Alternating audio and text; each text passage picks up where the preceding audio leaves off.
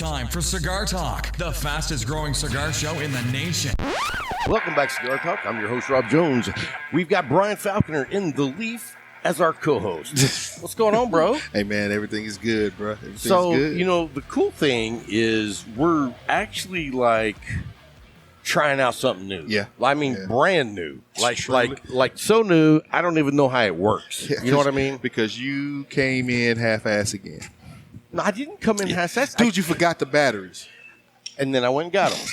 And then when I got here, I forgot the HDMI cable and had to go back and get that. But that's because those are things that we normally don't need. Yeah. But that's because, you know, This is the new. great thing about doing it in the studio is everything just needs to stay Where it is. always. There's dude, we got it going on in the studio nice. Mm-hmm. It's like, you know, the cables go up around the ceiling. They're not on the floor anymore. You know, we've made a lot of progress. True. So It actually looks like parcel of a studio. yeah, yeah. And, you know, my son's leaving in August. Mm-hmm. When we move into the studio, I mean, the real Your studio, studio. dude, it's More gonna, room. dude.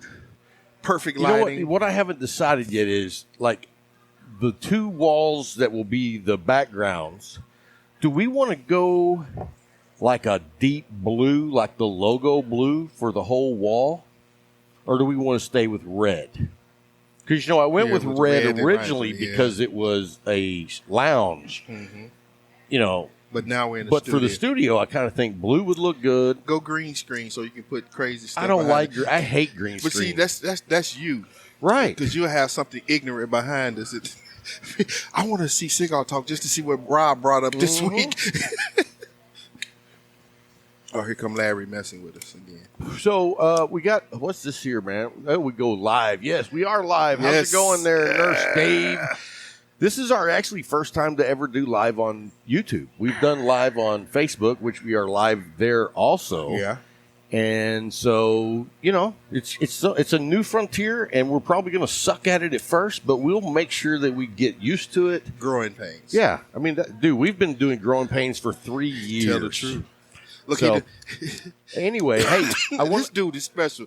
He forgot where his glass was. that was my glass. That was my glass. Oh, well, muchas gracias, sir. No. See, there he's lying. He wasn't pouring What it are your for me. glass? Nope. Thank you, sir. Whoa, that's a pour now. So anyway, hey, and this is just a prop. So anyway, Wow. you know, I got to give a shout out to Big Tony. Big Tony from Espinosa Espinosa. stopped by the Leaf this week, and he dropped off the new release of the La Raña. Yes, sir. And so this is supposed to be really good. it started off good. Mm-hmm. So I'm super excited about it. Yeah, nurse says live must be alcohol free. Yep, sure is. It is here. I'm drinking a lemonade. Limeade. So anyway, we got a lot of ground to cover. We got a great guest for you guys today. Yes. I'm going to take my glasses off. I'm not reading. So anyway, we got a great guest this week. We've got Kyle Garrett, which is the host of Dad's Smoking Cigars. And, you know, I met him way back before he started his show. He's been doing it for 4 years. And we met in a really funny way. And then I never talked to him or Tim again forever. And then by chance, I was telling a story and they were like, that was us. So I'll tell you, you'll see it in the interview. Okay. So anyway, I'm going to give a shout out to my little brother. Yeah. My little brother had a badass blackout Cleveland. Is it Cleveland? No, Cleveland. It's an Indian motorcycle. He said Cleveland. You know where my mind is? Yes. Baseball. So anyway, As the Cowboys lost. dude, I get a picture and a message from my sister-in-law last night about your brother's in the ER and he doesn't know how he got there. Yeah. And anyway, we still don't know what happened. We don't know where his bike is. We don't know anything. But he is out of the hospital. He has a concussion, and he's in a shit ton of pain. Yeah. So we want to give a shout out Prayers to for him, my man. brother Russell. The dancing UPS guy. Yeah, if you know who the dancing UPS guy on TikTok is, that's my his little brother. Yep. So anyway, let's jump into a couple of our sponsors. Most definitely. So I talked to Case Elegance this week. Dude, the black Foot Locker. Don't say it. They sold out of I what knew they it. had right out the gate, Yep. and then the second batch just came in, and they have just under 100 left. And so if you haven't checked out Case Elegance, you can look down in the show notes on the regular show that comes out Monday. Go by, and you also get a blackout coin, Yes, which sir. has the Cigar Talk logo on one side. Flip it. And it's got their logo, and it's all blacked out. So go by and check them out, man. They make badass shit. Yeah, everything. I mean, Larry just took his travel. He's gone. Oh, he's gone. No, he's right there. Oh, okay. But anyway, yeah. And then we have the Leaf. That's where we are today. Yes. We haven't sat in this area before, and it almost looks like we're in prison. Because I saw them bricks behind. We on the bricks. We on Doesn't the it bricks. look like we're in prison? Yeah, we on the bricks, man. Calm down. So anyway, and I got to show everybody my shirt. Friends don't let friends smoke Gurkha. So I had some people. I posted this shirt on Instagram. We know. And a couple people Yeah. were like, "Hey, I smoke Gurkha. Why do you not want people to smoke Gurkha?" If you don't know, I said, if you don't know, ask somebody, because I don't want to be the one tearing them down. Yeah. And then I said, or you can tune into this week's show where I'm going to tear them down. You pick. I'll make it easy. let's tune into the show. So here's the thing. Gurkha, first of all, I think they have like 22,000 different lines of cigars. Is it 22,000? Yeah, I mean, dude, if you saw all the cigars they made, Yes, that's true. how would you know which one's good? Are you going to smoke them all? You spend the rest of your life smoking them all. Right, Because it's not 22,000, but it is a large Dude, catalog. I mean, it's a large catalog. they make Rocky Patel look small. You know what I'm saying? But that to be said, and I talk to people who's like, well, they do have some good cigars. And I'm like, okay, hold up. How would I know which one that is? Because I've smoked a few back in the old days, Yeah. and I never had a good one. Like, I was so excited to smoke the Gurkha Ghost. The Ghost, yeah. And really the reason I was excited about it is because their packaging is all pretty. You know what I mean? So it made it looks look good. great. Yeah. And I smoked it. It sucked. I was It's not just a regular cigar. It was a decent cigar, not a regular. He said decent. Decent. And then I think, what was the other one? Some Horse Bay or something Bay. Harbor Bay. You know what I'm talking about. Anyway, they sucked, and I'm like, As he said, if you market- listen to the show, yeah, dude, Gurkha is all about marketing. Oh, most definitely. And then, of course, the owner, CEO, is a racist.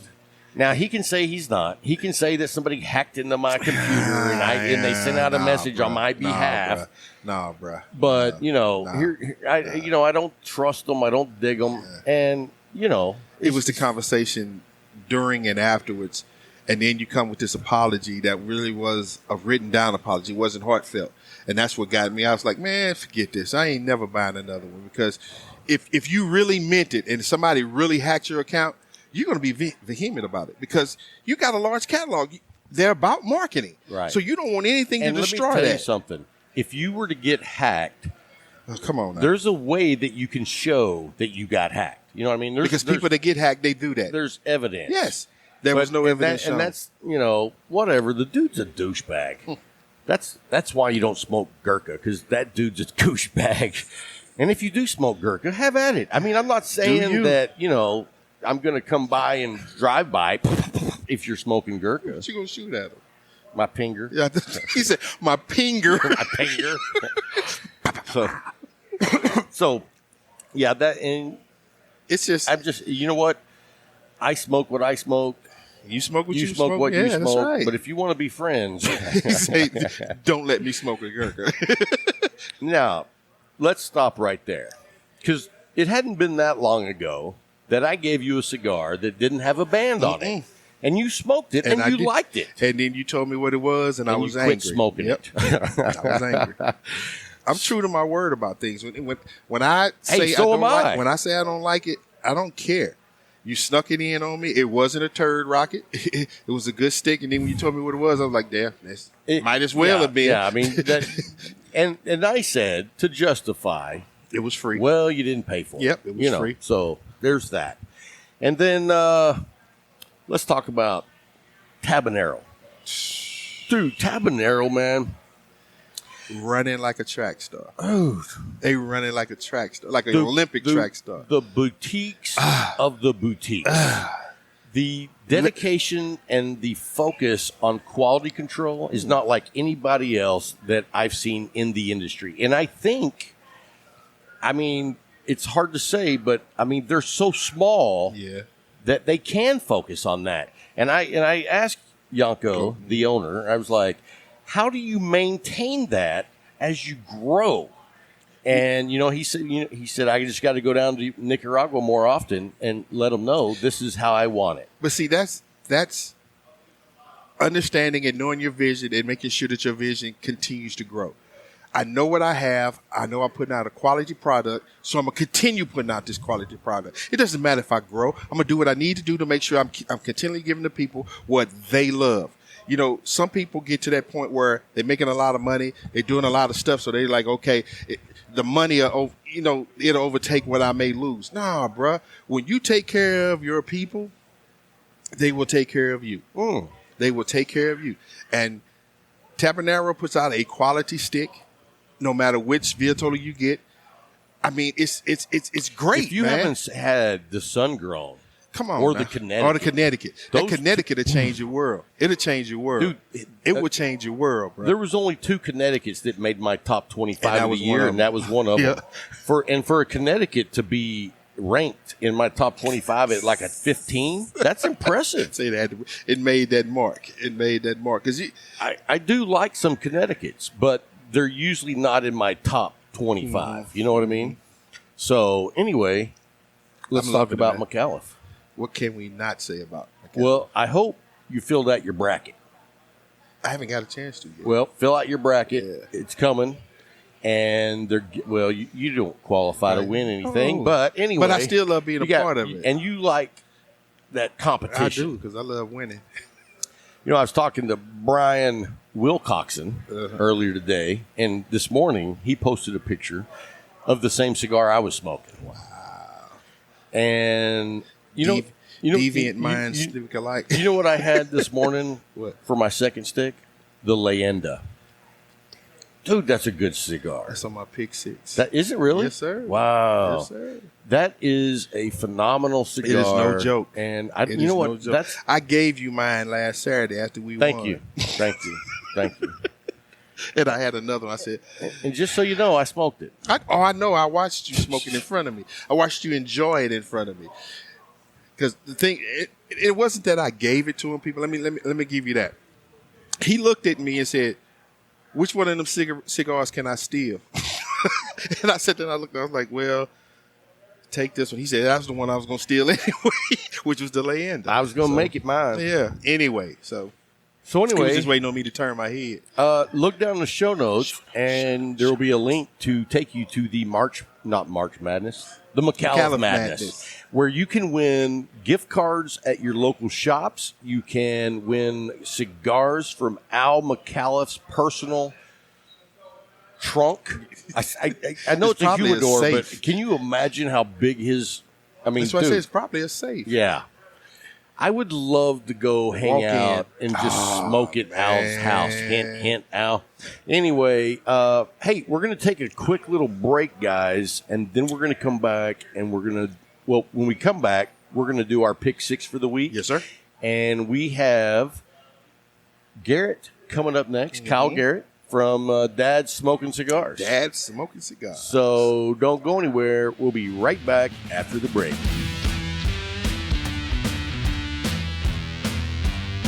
Hey guys, we have a special guest with us today. I'm so excited about having Kyle Garrett with us. You know him from Dad's Smoking Cigars. He's been doing it for a long time.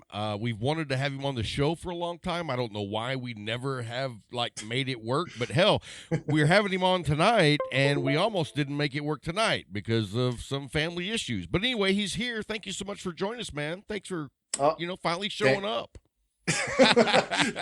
Thanks for having me. I'm glad to finally be on the show, and I'm glad that I actually have I think it's like the timing works out pretty good because for the longest time I didn't have a studio. And it is a chilly, windy night here in Southern California, a rare chilly night, and it wouldn't have worked so well doing that. Doing the show outside. Because I remember you. Was it? I don't really know, but I assumed you were like on your back patio. That's where I started for a long time. Cause I mean, as for those who don't know, Dad Smoking Cigars I've been doing for almost, 4 years now, 4 years this summer. You started before I did. Really? Yeah. I was not aware of that. Cause it's like, as you get into the community, you start discovering people and finding out more about people and stuff like that. But no, I started it with a buddy of mine who pretty well, Cigar Show Tim Long, and him and I, we'd been wanting to do something cigar related, and so we just launched an Instagram. And after a while, I told you that I had a story for you, and this is a good segue for that because good. I was on my Instagram, and this is before I ever started my show. This goes way back, and I'm on my Instagram, and at the time, I follow a guy named like Mike the Mechanic. Oh. You know what I'm talking about? Who was Tim working with for a while? No, you're talking about Brandon. Brandon. Okay, you're talking about Cigar Mechanic. Yeah, Brandon Cigar Wells. Mechanic. So anyway, yes, I'm following him on Instagram, and he's doing a live feed, and I'm watching it, and I'm asking questions, saying hi, all this stuff, and anyway, he's talking to these two morons, and we're talking about retrohaling. And dude, so that was you, and I was one of the morons. Yeah. Do you remember that? Yeah, I do remember that. That was actually that was in my hometown, mine and Tim's hometown of Corona here in Southern California, and we had found out about Brandon through a couple other Instagram accounts, and he was coming to California in November of 2018, and he said, "Where's a lounge near you? I'll meet up. I'll be in the area." I mean, he was born in California, so he knows the way around. And we met up with him at this lounge called Burning Desire here in Corona. And we did a live stream on mine, on Dad Smoking Cigars. And so that was kind of when things really started to that was kick off. Way back in the beginning, man. Oh hell yeah, that was in the early days. I was actually writing a blog about cigar shops back then.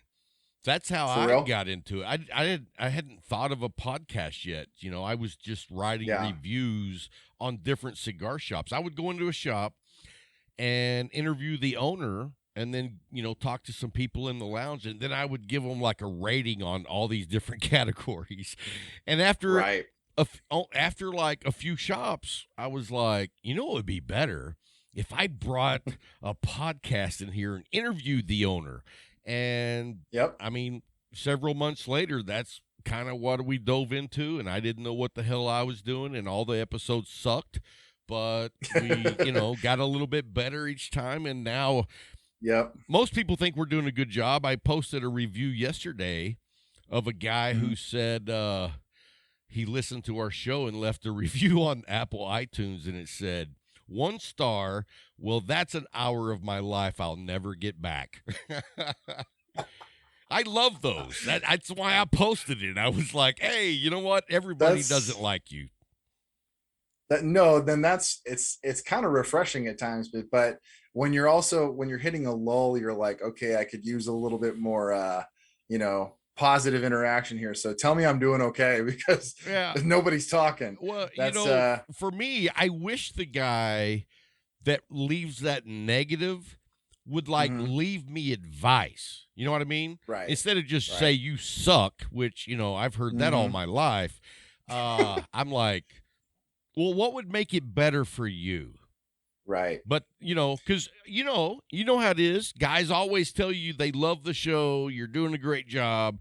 But when the people who don't listen because they don't like what you do, you don't ever find out why. They just say, screw it. Yeah. It's like, tell me why I suck. So tell me how I can not suck. So how and many episodes do you have now? Because you've been doing it a oh long dear, time. dear God. You don't even Well, know. no, you kidding? I don't pay attention to that shit. But no, the YouTube channel launched in like April of 2019, and you know we Okay. did it at a Tim's garage, and you know we were doing an episode every week, whether it was a review or something like Now, that, or did an Tim interview. move? Did Tim move? Tim did move. Tim bought. They were living in a condo, and that's where we initially started doing the show. Well, because he And had made then a pretty nice studio for you guys. he did. He helped me build this one. Oh, okay. But yeah, he put together a nice setup, and it kept getting, Tim, it's always like advance, improve.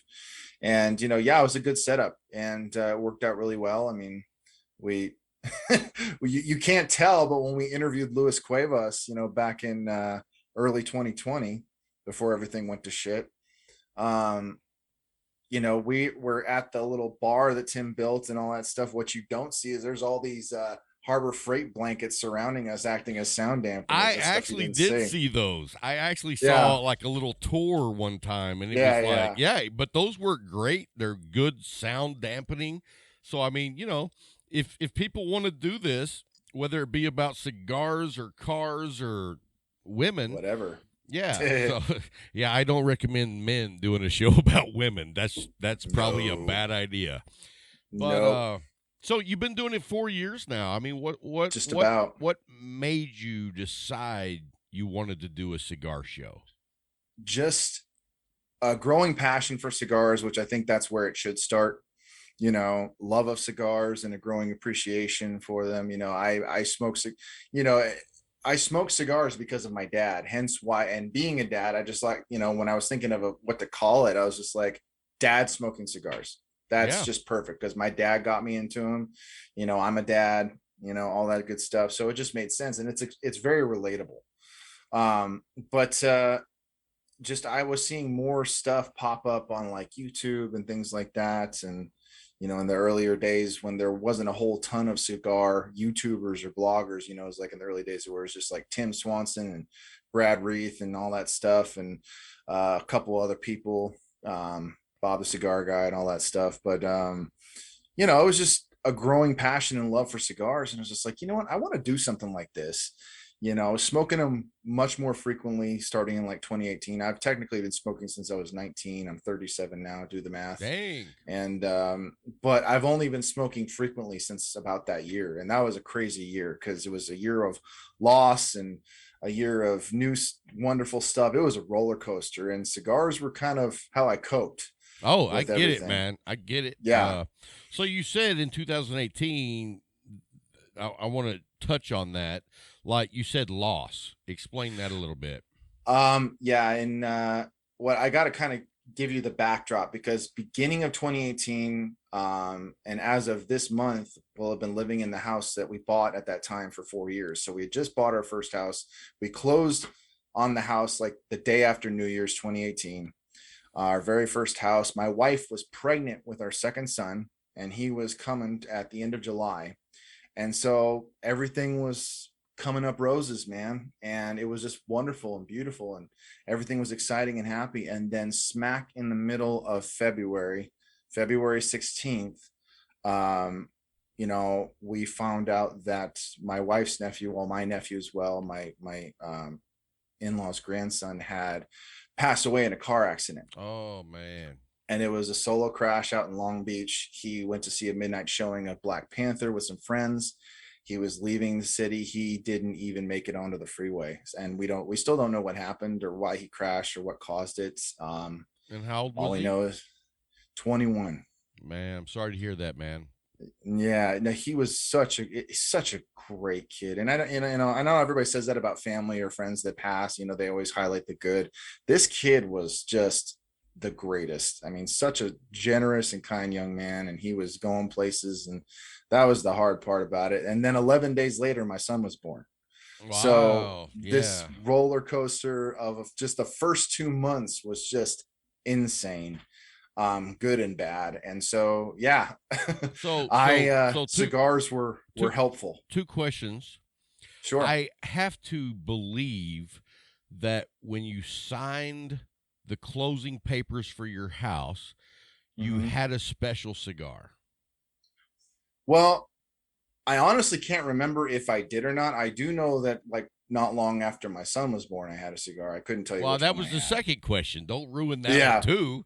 Well, I'm getting ahead of you, but the house, I don't remember specifically picking or choosing, because you got to understand, at the time, I only had like maybe a handful of cigars to my name, if that. Yeah. I had a small tabletop humidor. I don't have the abundance that I have now, which I'm very fortunate and grateful to have. But yeah, at the time, getting cigars was kind of piecemeal, because, my wife then and now, even though she supports what I do, she wasn't crazy about me smoking more frequently. She likes, you're smoking again, and it'd be like the second time that week. And it's just like, compared to now, it's just like, yeah, I am, because I want to have one right now. So right. It was always on the back patio, but no, there was not that I can recall having a special cigar after the close of the house. I probably had a drink, of course, for sure. And then after my son was born, I think I had a cigar with my dad a little while after that. Nice. Now, is your dad still living? Oh yes, okay, very much nice. So. He is 60 years old and healthy as a horse, and wow, he's young. Still incredibly good looking. And what happened to you? Well, I look just like him, so whatever works for you, brother. No, he's awesome. He's been working in insurance for the last 40 years. He works for a big company called Hub out now. In has he worked for the same company for 40 years? Okay. No, he's just been in the industry for 40 years. Gotcha. Started with State Farm and then worked his way into a couple other, brokerage firms. He started his own brokerage firm in the mid 90s, had it for about 10 years. And then he merged with the company, and then another company, bought that. He worked for this company out of Salt Lake for probably close to about 10 years. And then, he worked out in Irvine, and now he's out here in Riverside, which isn't far from where I live, because for a while he was out in Orange County. And now, what part of California you live in? I don't know exactly. Okay. Where you are. I live about 2 hours north of San Diego. Oh, okay. And I would say about 45 minutes to an hour northeast of Los Angeles. And I'm probably wrong about that direction, so don't quote me, because I am directionally challenged. Without a good GPS, I'm screwed. I'm from Texas. You could tell me whatever direction. I'm not going to verify it. I'm geological challenged. I'm also speech impediment guy. In fact, I don't know if you ever heard, but they say that I speak Lubbockian. What does that mean? I grew up in Lubbock, Texas, and apparently well, that makes sense. I speak Lubbockian. But anyway, so you've been doing the show now for 4 years. That's incredible, man. Congratulations. Thank you. I mean, it's kind of crazy, just because it really started as a brand, and then it kind of went from there. Tim and I did it together for about a year and a half, and then with the pandemic and everything, just fucking up the works and making it really hard to stay connected. I mean, we would do the shows remote, and we would just do it together, but just the way things were going, we felt like there was kind of a fork in the road. We talked, and he's saying, I've been kind of thinking about doing my own thing. And I'm like, that's cool. You're like, good riddance. No, I'm just kidding. Yeah, that's exactly what went down. No, it was one of those things where, like, I had this feeling, and come to find out he had the same one, which was fortunate, because I'm thinking, you know what, he's doing this thing on the side, and I'm, we're still doing the show on Fridays, but at the same time, I'm just like, I feel like that, he might as well just do his thing, and I might as well do mine. But I didn't know how to bring it up. Right. And then I remember we were having a conversation on the phone about a couple of things. He says, honestly, I'm not sure, about my future with Dad Smoking Cigars. I said, well, funny you mention it. And then I was thinking to get rid of you already. No, it was thankfully it was mutual. Like, it was mutual. It was mutual. It wasn't something I had to worry about or stress about. Yeah, because you're still friends, right? Oh yeah. Yeah, I mean, we don't see I seen y'all do something not too long ago on YouTube together. What was it? Wasn't on YouTube. We hung out. Maybe it was on like Instagram. I just saw y'all. Yeah, together. it was on Instagram. We were hanging out New Year's Eve just for a couple hours, middle of the day, and went over there, hung out, smoked a couple cigars, and yeah, we see each other periodically. Our lives are so insane, it's hard to have any overlap. Now, how did you guys meet? Oh, we've known each other for too long. We've known each other too long. All right. But no, I've known him since I was 18. Wow.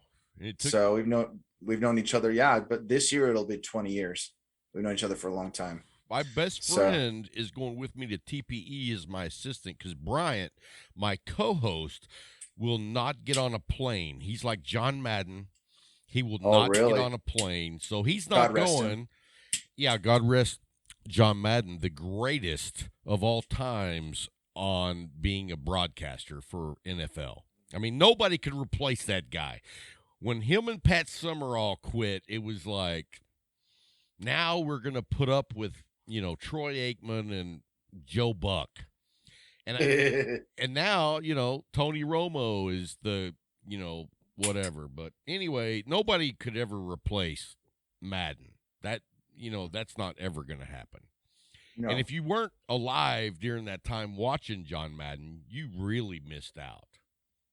Oh yeah, I'm not my dad's a sports fan. It never really took with me, but I would still be so entertained by him just watching him. Oh yeah, like the running back goes over here and boom, I mean, it was like.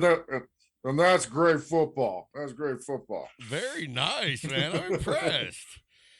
So, tell me about what you do besides Dad Smoking Cigars. What do you do for a living, man? You're a working dude like me. Well, I work part-time, just right now because I am mostly a stay-at-home dad. I have been pretty much since my oldest was born. My wife's got a great job. She actually works for my dad in insurance. Wow. She works for the same company. She works under him, and she's really good at her job and stuff like that. So, when our oldest was born, I chose to go to work part-time. I was working full-time up until then, doing pool maintenance and all that stuff. I did that for 11 years. And then once our youngest was born and we were fully out here, because my oldest went to a preschool out near where I worked in the town where I was born. It's a town called Upland here in Southern California. And once he was done there, it was just strictly here. So trying to drive 45 minutes to an hour out to my job just didn't make sense. So I needed to find a job close to home. And for the last 3.5 years, I've been working for Home Depot. So, what do you do at Home Depot? I work in garden. Like someone asked, hey, where's the mulch? It's over on 37A. Oh yeah, I'm not even that specific. I'm like, go outside. It's the very back row in the corner. So, but no, I've been working for Home Depot for 4 years. About this July, basically, I've been working for Home Depot as long as I've been doing Dad Smoking Cigars. Wow! So it literally happened around the same time. So, what does it feel like working?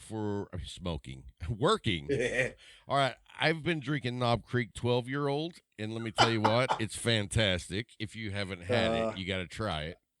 I will definitely try it soon. I'm drinking Aberfeldy 12-year. Is that a Scotch? It is a Scotch. I don't really drink much Scotch. I'm a diehard bourbon guy, but if I'm gonna drink Scotch, it's gonna be Springbank. Have you had that one? I haven't. Springbank is the only Scotch still made the old school way. No computers, no automation. It's all still done the old way. All right. And it's not smoky and it's not peaty, so I can enjoy it. Which I'm good with, because I like kind of more of like a lighter Scotch. I don't, when it's peaty and it's smoky, it's just a little too heavy on the palate for me. Oh, dude, if that's how you are, you would love the Springbank. And just the 10-year.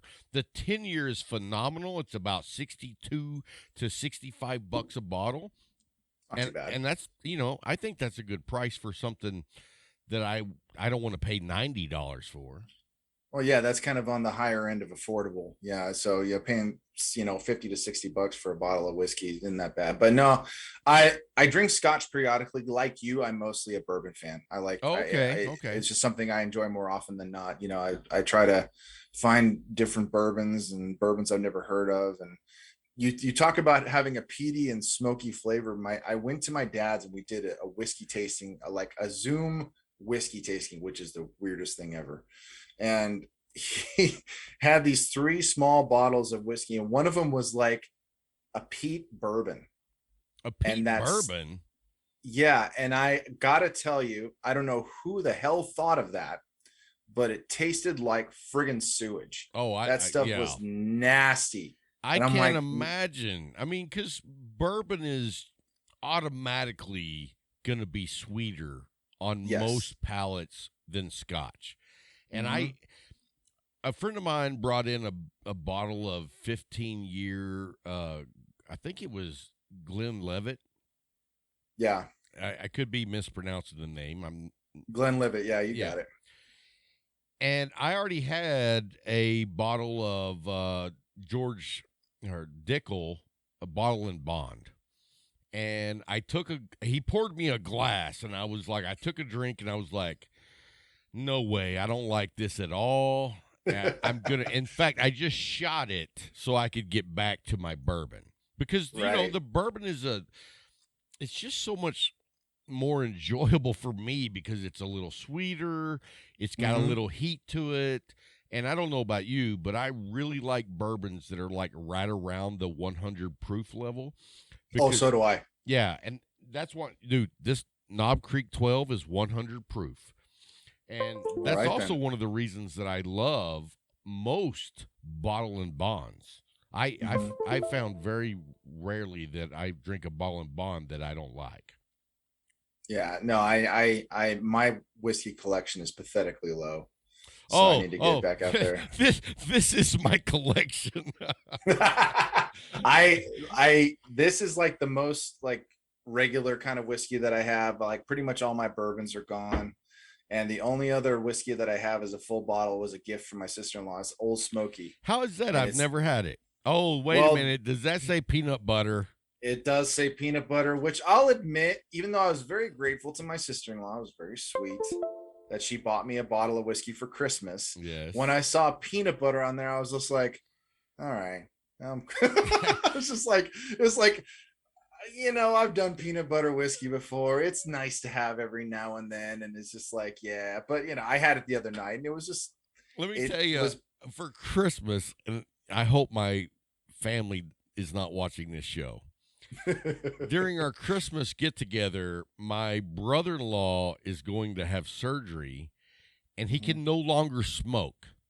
Like not like for a week or two. He can no longer smoke. That sucks. Yeah, and he brought me a giant bag full of cigars, and 90% of them were Gurkhas. I saw your shirt. It says friends don't let friends smoke Gurkha. Oh man, that's so you know what's hilarious about that is I put the bag in the humidor and I'm like, you know what? I'm not gonna smoke them because I'm not a fan. But my co-host Bryant, who is also not a fan, I took the band off and gave him one, and he smoked it.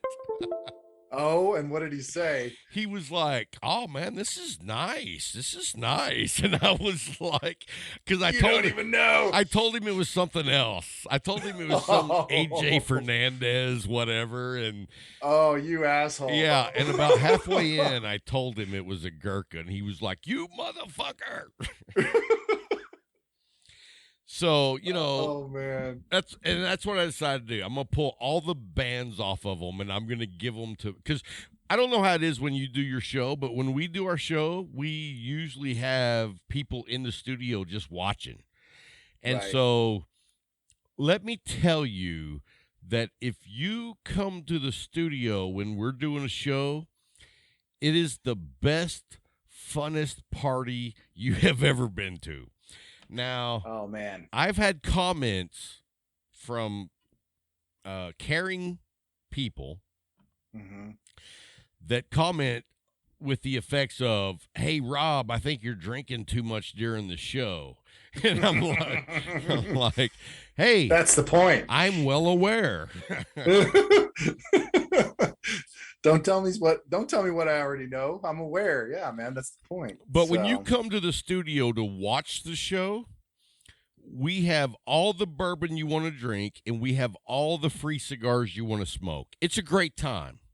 Well, I will have to make a trip to Texas. Dude, one of these days. We would love for you to come, man. I got so many friends in Texas. Like, it's ridiculous. I have friends close to like Houston, Dallas, and then, you know, even some of the lesser known cities and stuff like that. I got tons of people that I know there. I have tons of excuses to go.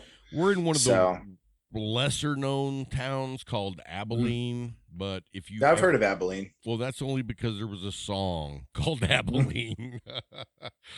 But no, we're only about 2.5 hours from DFW. So, I mean, you know. Okay. Yeah. So if you ever get out this way, let me know, man. We'd love to do a show with you. Have you come on live? Absolutely. But to answer your earlier question, what do I do besides this? I work, Home Depot, which is interesting. I have stories that I could probably tell, but I'm going to save those for another time. But the main thing that I do, which I'm really trying to get the ball rolling on, and I've been making, a small amount of progress, I do voice work. Immediately to my right is my recording studio. Do you have like a booth where you go in there and it's like super quiet? How's that work? Well, it's a little messy, so I'm going to turn my webcam just a little bit so you can see.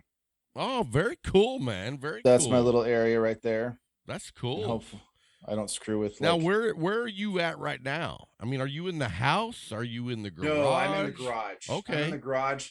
I'm in a little like 7x10 structure that we built on one side. Your wife's car is in the garage and your car's in the driveway. That's how it started. Right now, there is no room for her car in the garage because we're setting, not because of this, but we're getting ready to update a bunch of stuff in our house, and so some of the materials are taking up room in the garage that we bought. Gotcha. I was like, if your studio is impeding on her car, you're not doing good, bro. No, for the first 6 months or so.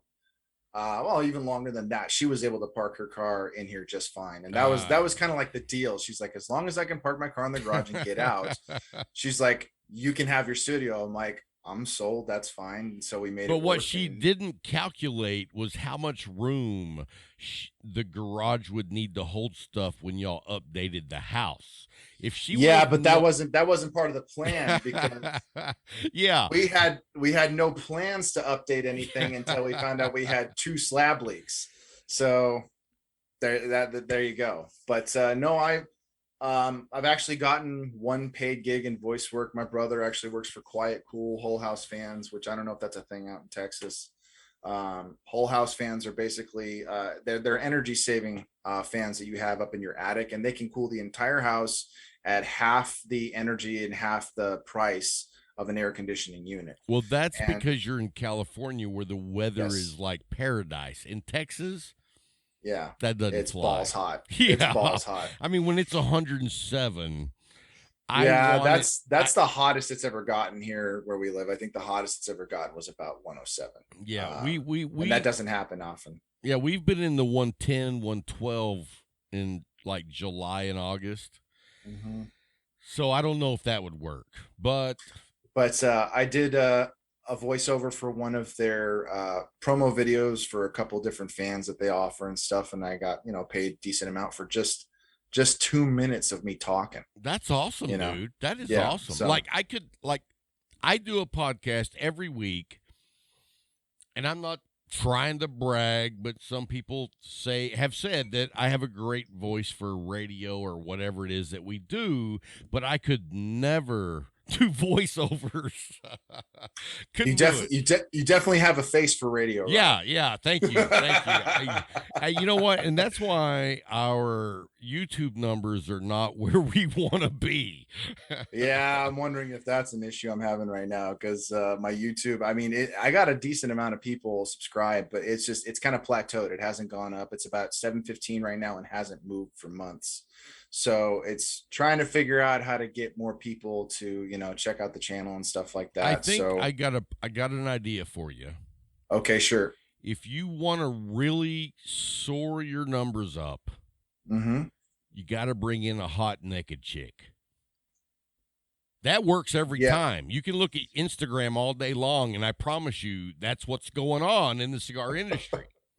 When I was on Paula's show, I don't know about that. When I was on Paula's show, I said, can we find another girl to get half naked and pose with a cigar?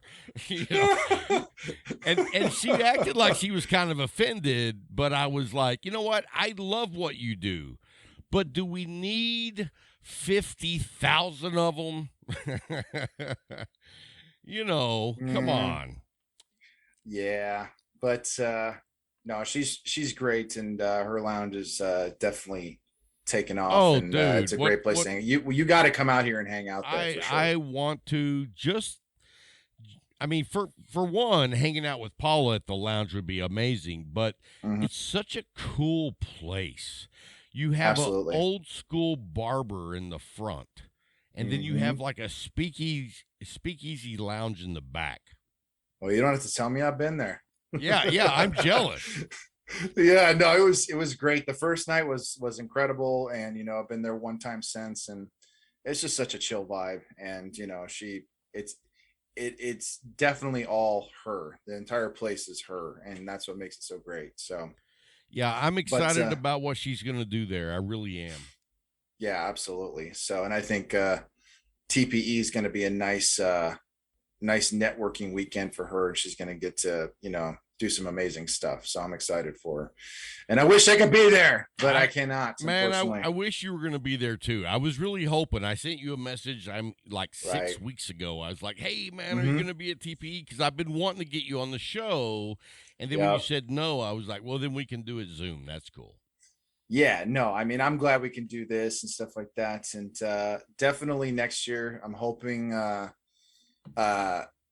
just PCA, just for the sake of going to PCA this year, because again, I know so many people who are going. I want to go check it out. And that's what it's all about. That's what it's all about. For me anyway. Yeah, that's the networking. It's the people. It's building those relationships, seeing people that, whether you've met them in person or you've just been friends on social media for however the hell long.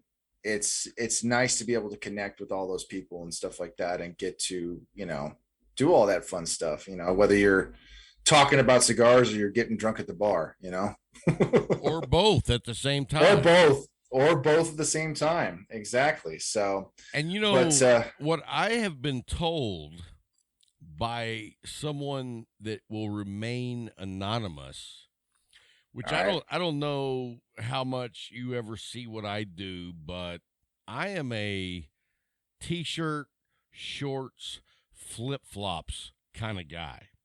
I kind of figured.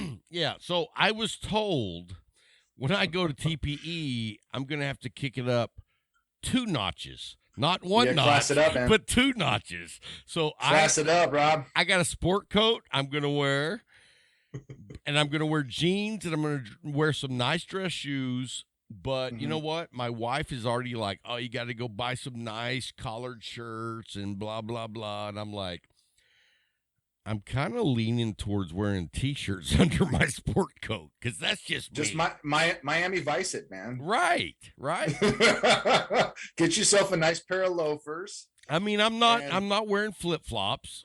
I'm wearing nice dress shoes that go with jeans, and so I'm like, I don't know if I can do the button up.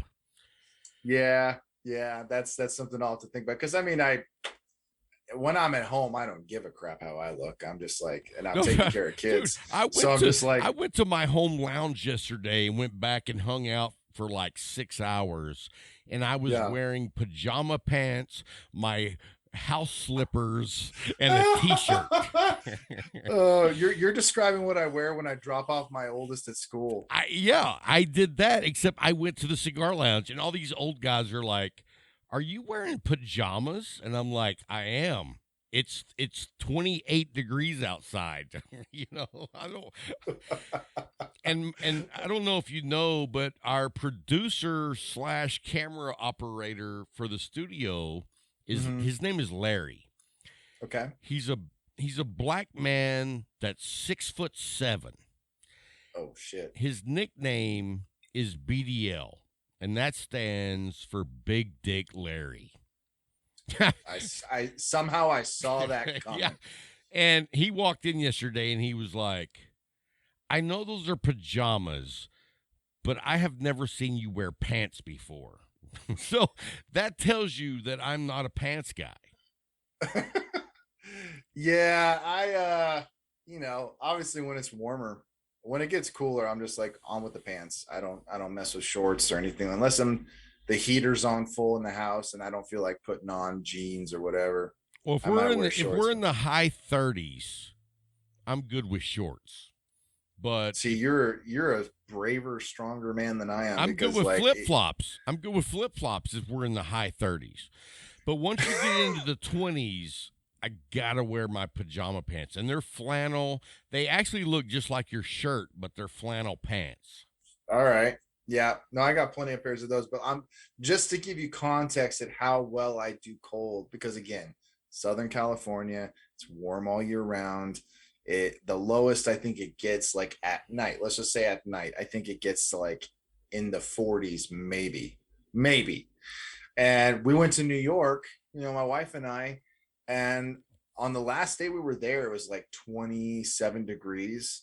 But even before that, it was like in the mid 30s. I'm wearing a freaking, Are you wearing a scarf?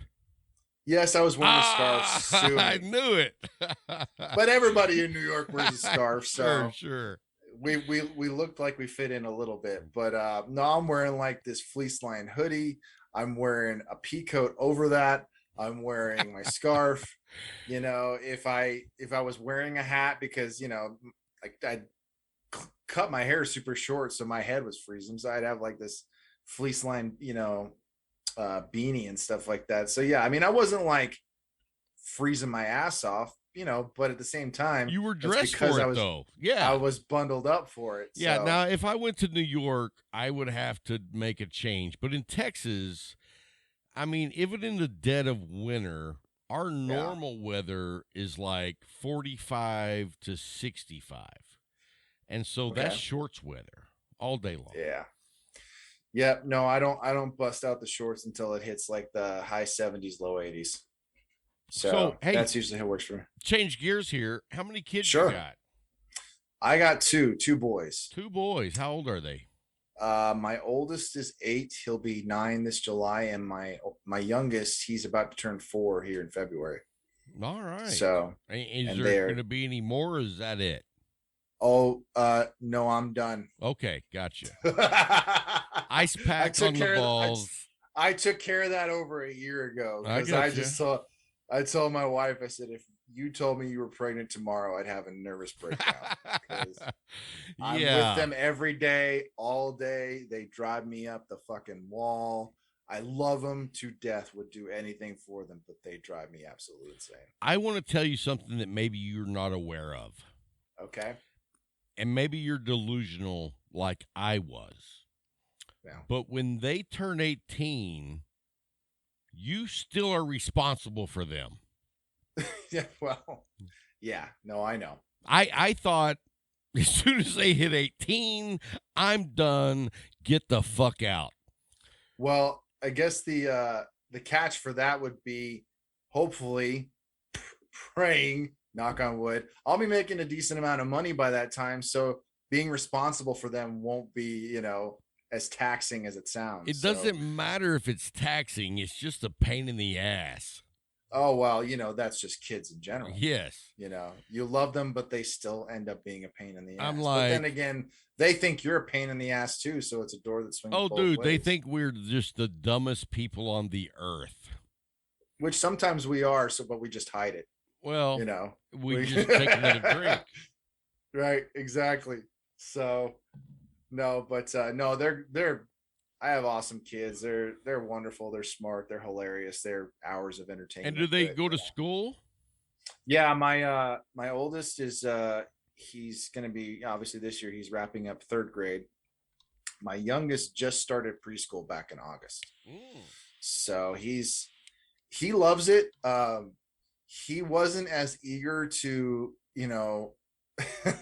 go into the school building without mom and dad as his big brother was, because like my oldest, he's the baby. He is the baby. And my oldest, he spent time with other kids, like Tim's kids, he spent a lot of time with. And so he had already acclimated to spending time with kids his age. And so when we walked him onto that preschool campus, he's just like, okay, bye, Dad. I was like, bye. Yeah, you're like, sweet, I'm done. Yep. So he took to it like a fish to water. And, my youngest, he loves it. He talks about it. He'll come home and talk about it. But when I'm dropping him off, he kind of looks over his shoulder. He's like, you're leaving me again? It's like, yeah, kid, I'm leaving you. I got stuff to do.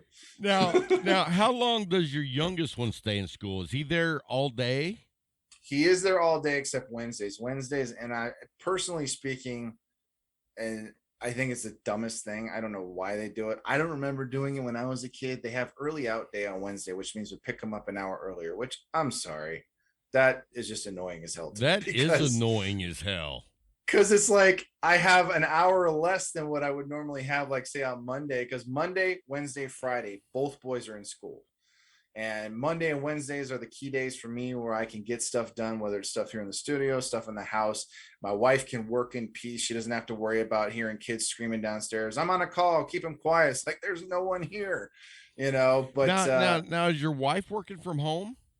She is, but the only reason why she's still working from home is because, like, every time they start talking about bringing everybody back to the office, somebody catches COVID. I don't know why they would ever bring anybody back. I mean, if I'm a business and I've got 30 employees that I can just keep at home and I don't have to pay for a freaking office, I don't have to pay for the electricity, I'm like, hey, you know what? This is a blessing in disguise. I didn't know. And I actually know people that were like, after they were home working for 6 months, they called up the company and was like, yeah, I'm either going to work from home or I'm not coming back. And they were like, yeah, that's cool. Keep working at home. I honestly would love it if she went back to the office. Well, yeah. Well, of course.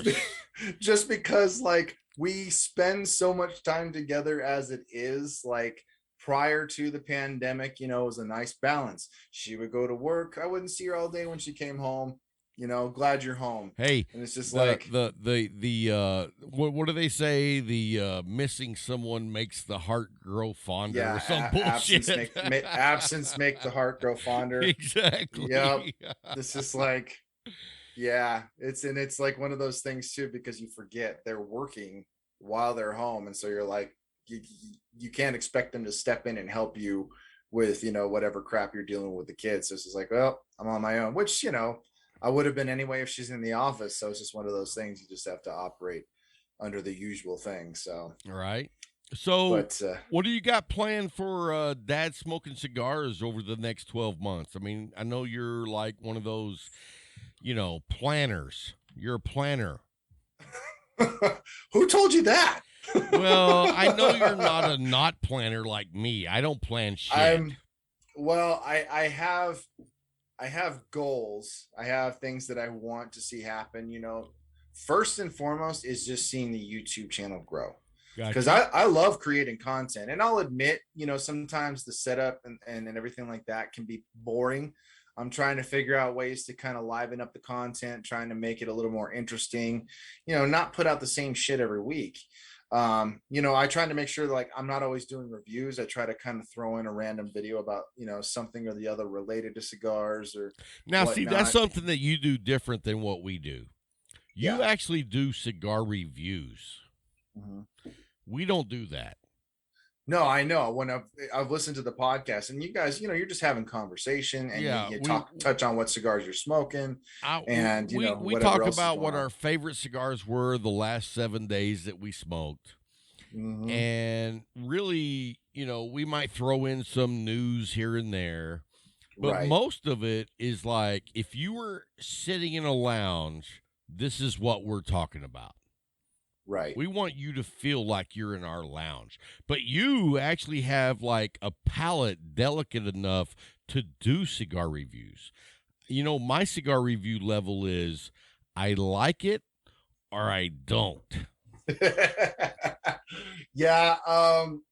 You know, it's just interesting because I think back to when I was first doing this, and I didn't have a palate at all. I didn't have a palate to be able to kind of suss out stuff in cigars and, you know, what I was tasting. I just smoked because I liked smoking. And, you know, I didn't have too many favorites other than like the typical ones you'd hear people talk about. It's like, oh, I like Cohibas. And yeah, at the time, much to my shame, I liked Gurkhas. I would smoke them. But again, I had no palate. I had no palate. I had no, you know, nothing that you could call like a discerning taste when it came to cigars. And there's that shirt. There's that shirt. There it is. There it is. Hey, but, you know what? I got my heater going on in the studio. It's getting freaking hot. I had a fleece on. I had to take it off.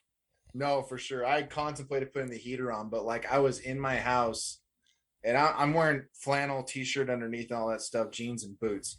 I'm still wearing the clothes I wore to work. And I was like getting a bunch of crap done before the boys went down, stuff that like my wife just said, could you please do these couple things before I get home? I'm like, well, these better get done. Otherwise I'm in deep shit. And then I'm sweating. So when I came out here, it was a nice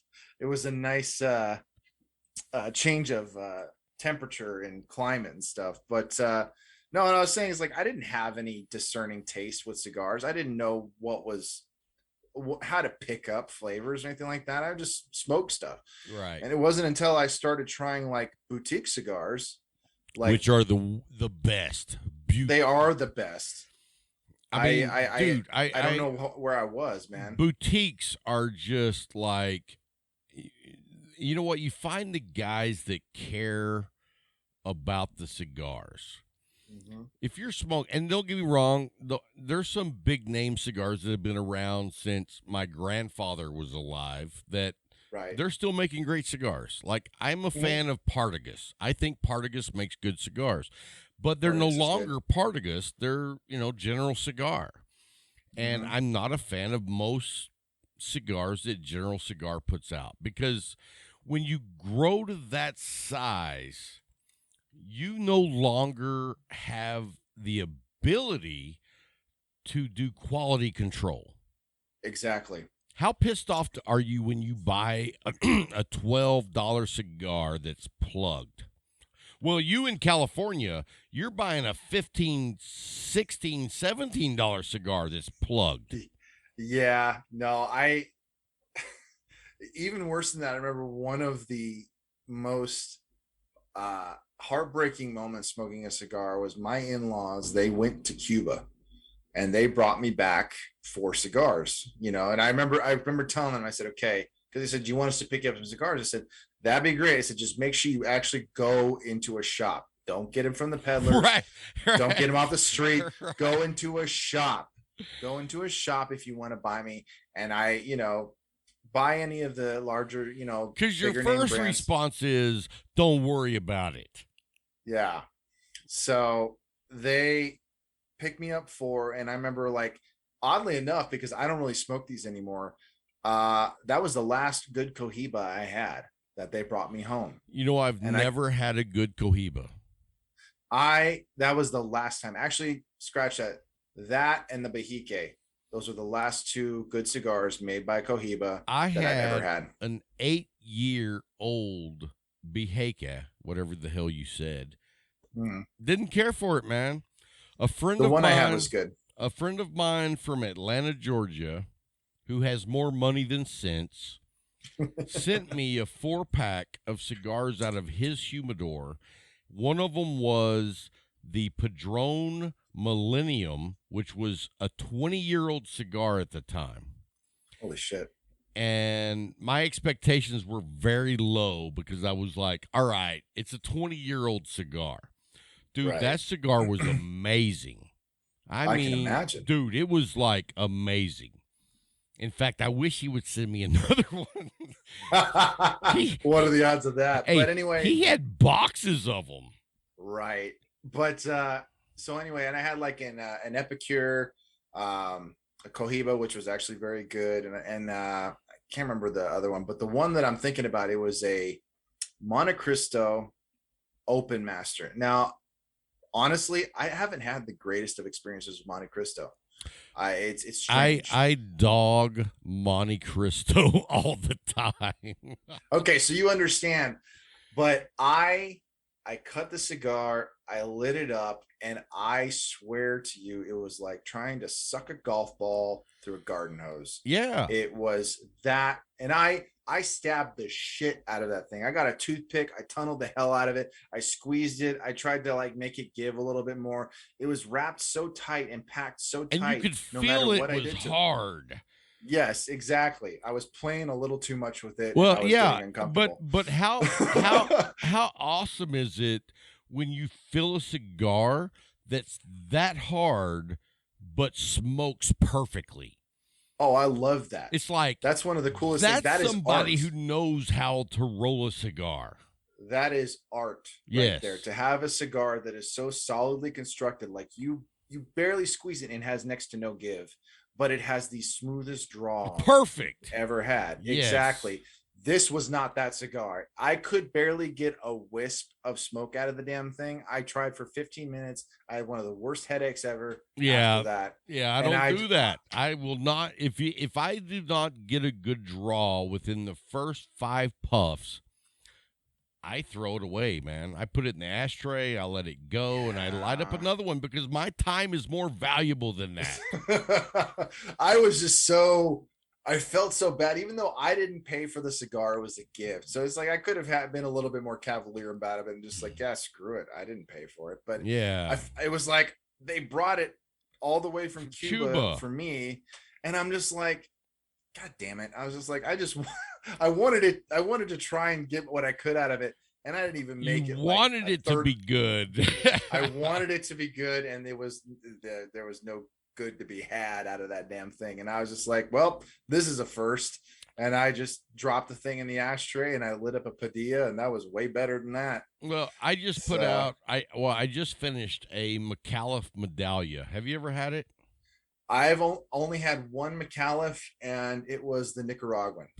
And that was excellent. Okay. Well, first of all, we'll just let it be known that McAuliffe is a long-term sponsor of our show. Yes. We love what they do. But I am more on the Gomez Sanchez line of McAuliffe. So what you smoked was the Grande Bold, the Bold line. Yes.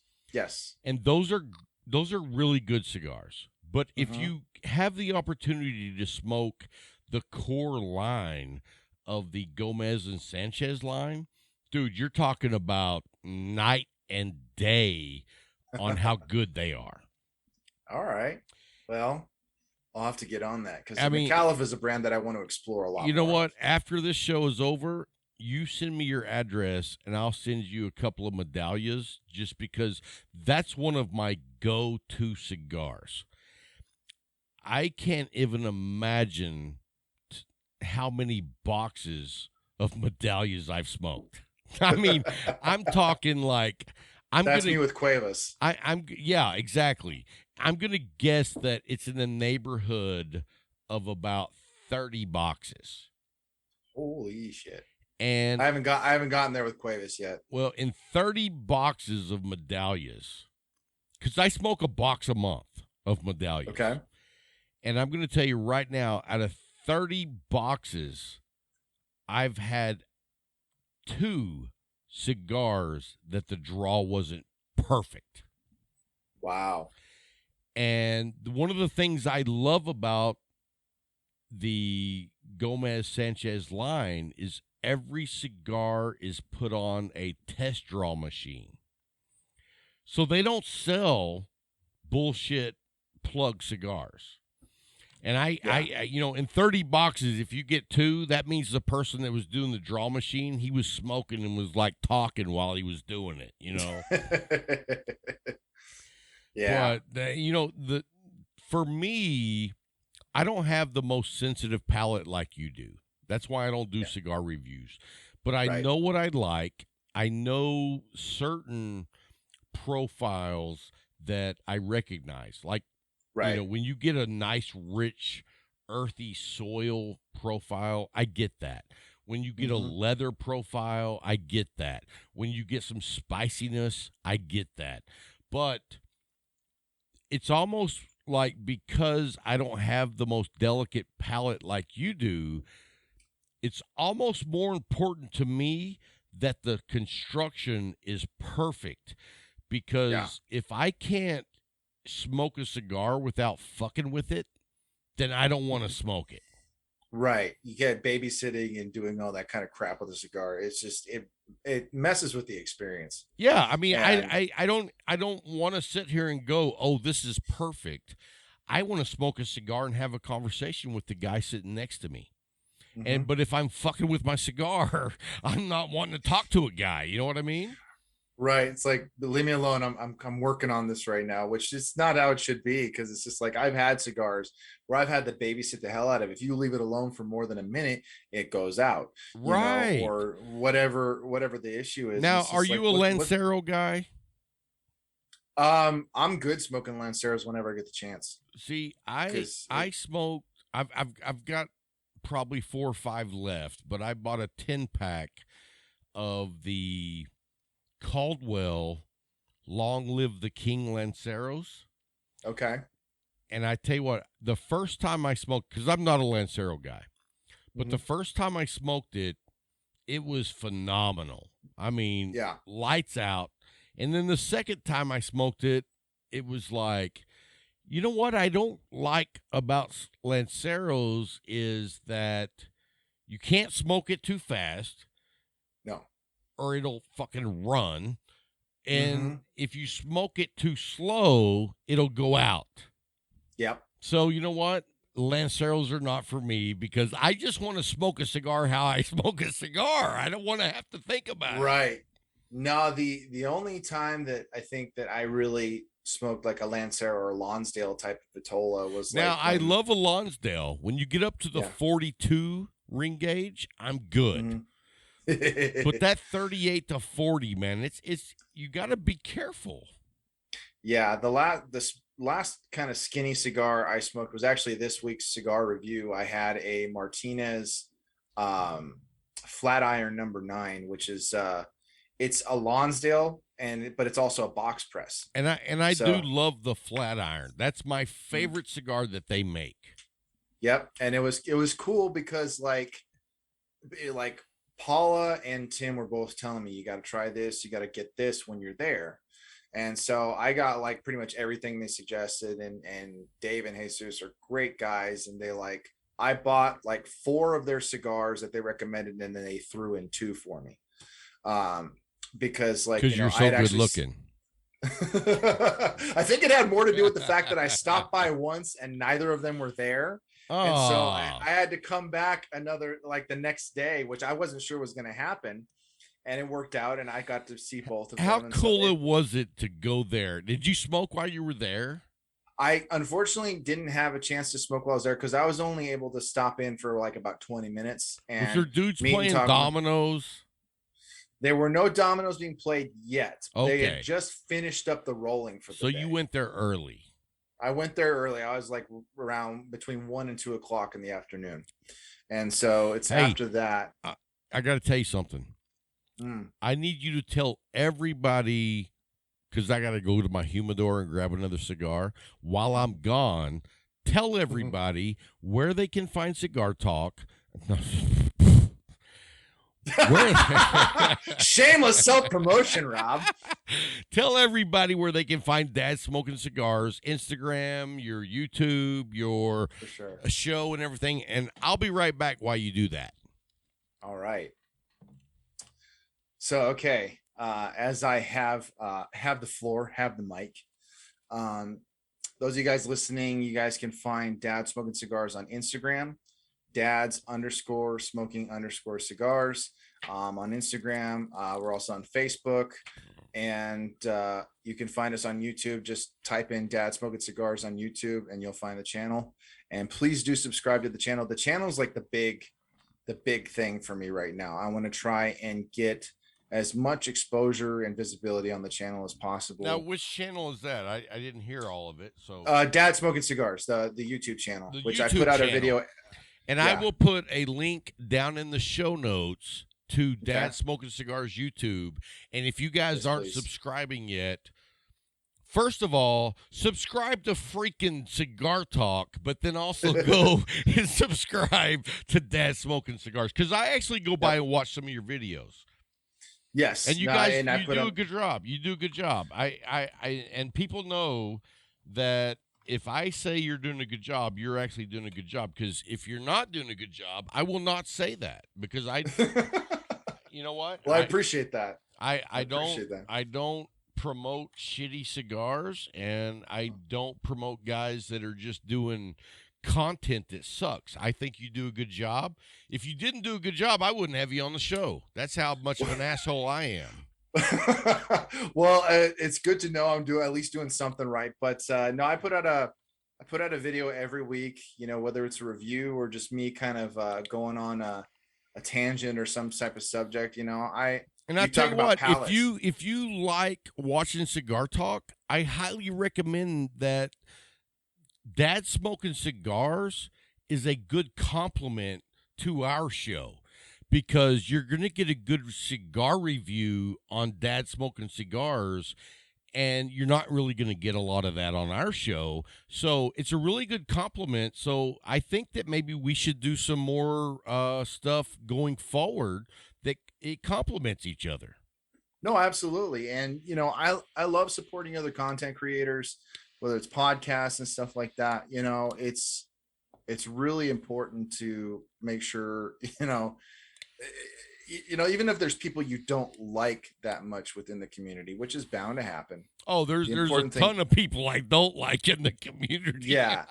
But the important thing is you don't like stoop to a level of saying like, well, this person's a prick, this person's an asshole. You know, if you have private conversations about that. No. I announced it on the show.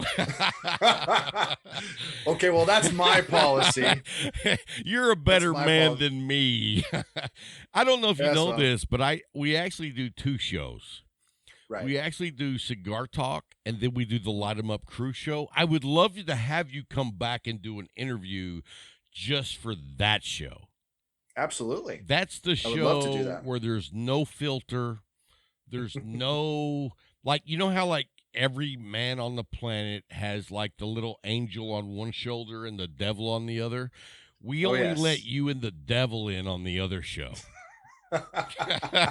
Nice. Good to know. I'll keep that in mind. But no, yeah, the YouTube channel right now is the biggest priority for me, just because, like, you know, Instagram's great. You know, it's not like I don't care whether or not that grows, but it's not something that I really. Don't you hate Instagram? Let's just be honest.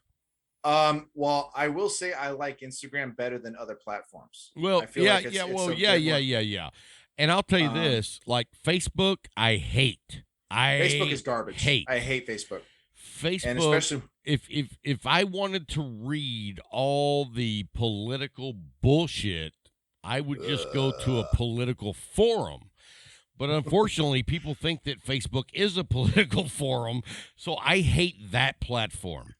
That's what it's become. But even before, like, all the political stuff it's not a user-friendly platform. It's hard as hell to get traction on a page. I remember just the blood, sweat, and tears I poured into other pages I did before Dad Smoking Cigars. I don't ever you know what? I check the Cigar Talk Facebook business page about once a month. I'm horrible, but I don't like it. I see, like, that somebody's liked posts that I put up on Facebook, because, you know, what I put on Instagram goes to Facebook. And it's one of those things where, like, if people see it and like it, great. I really don't care. Instagram is where I do the majority of my communication and posting. And Twitter, don't even get me started on Twitter. Twitter is a shithole. You know what? I'm Let sorry. me tell you this. I have recently, just like when I say recently, I mean within the last 3 weeks, started getting a lot of traction on Twitter. Really? And you know what? It's because I'm posting completely crazy shit. I'm not posting cigar talk shit. Like, I posted a picture of my shirt. I think it got retweeted 12 times.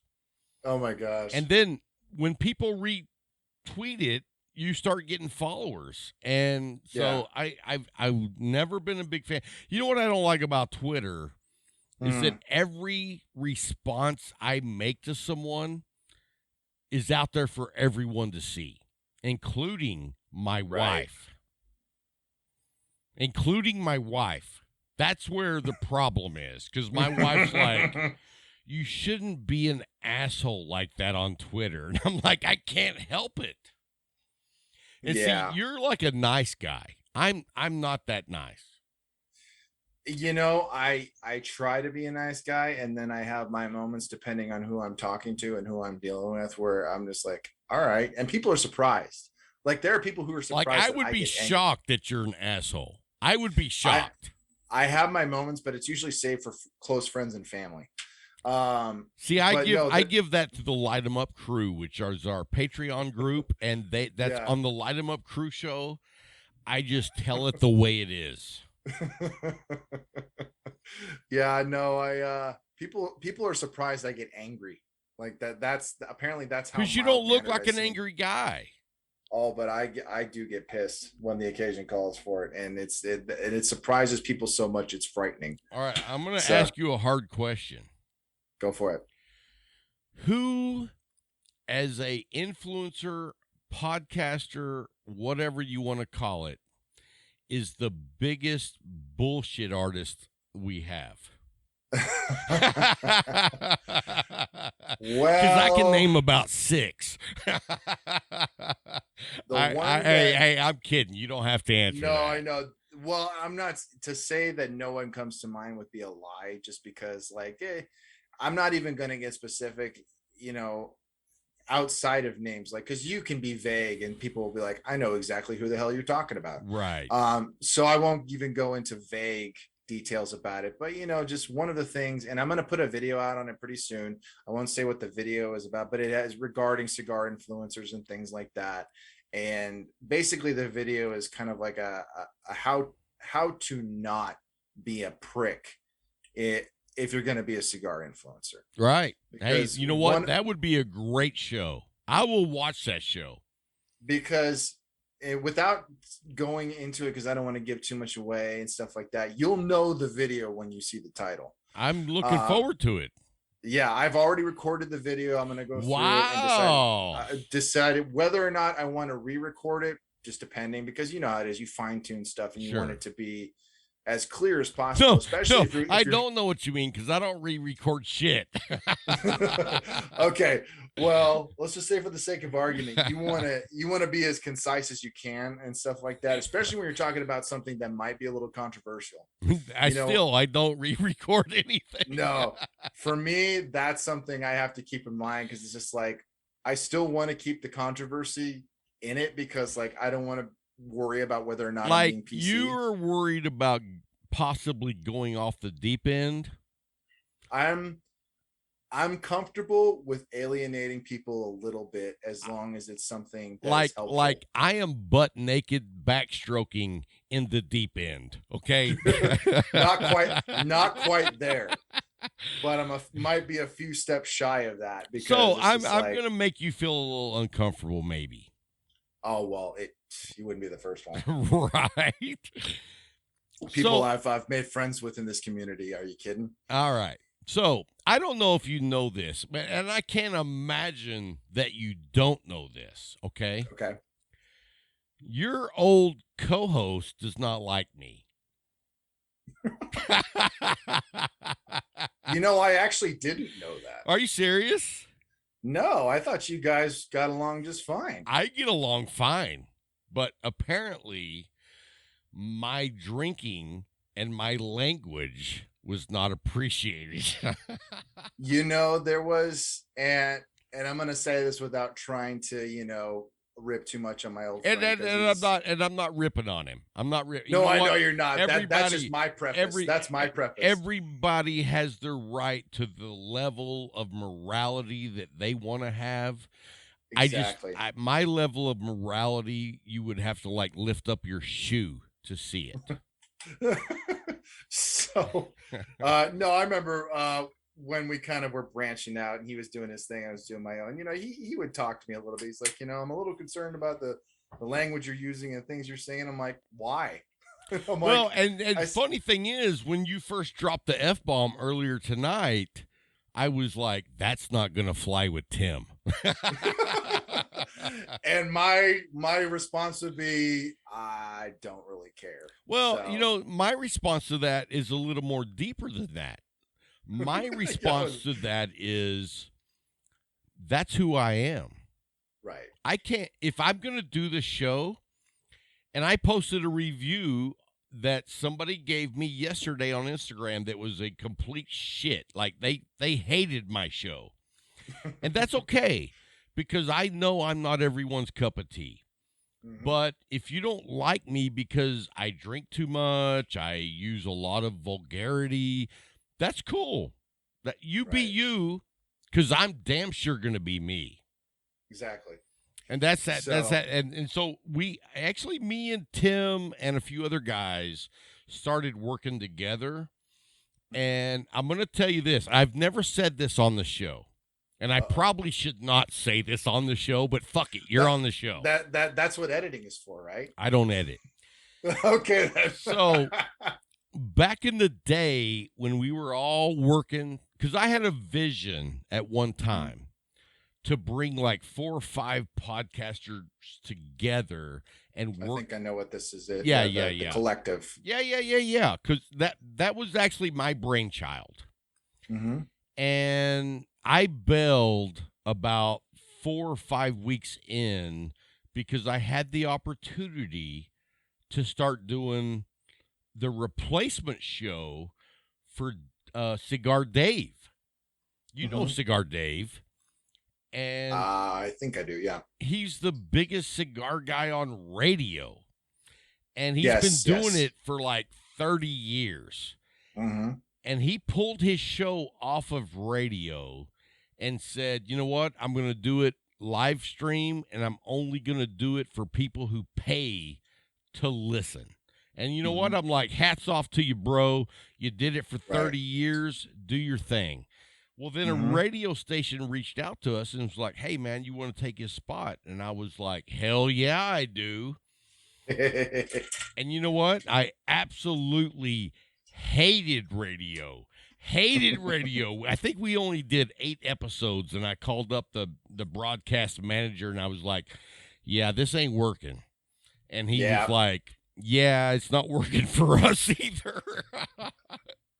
But dude, the when you go to radio and you only have like 13 minutes, and then you got to take a 2-minute break, and then you have 12 and a half minutes, and then you have a 2-minute, it's like, you can't just relax and enjoy talking to your co-host. No. And it just made it not fun. And no, that's the worst part about it, is that it's a little too streamlined, whereas you're doing a podcast. I mean, the floor is completely yours, right? When we do our podcast, there's no rules.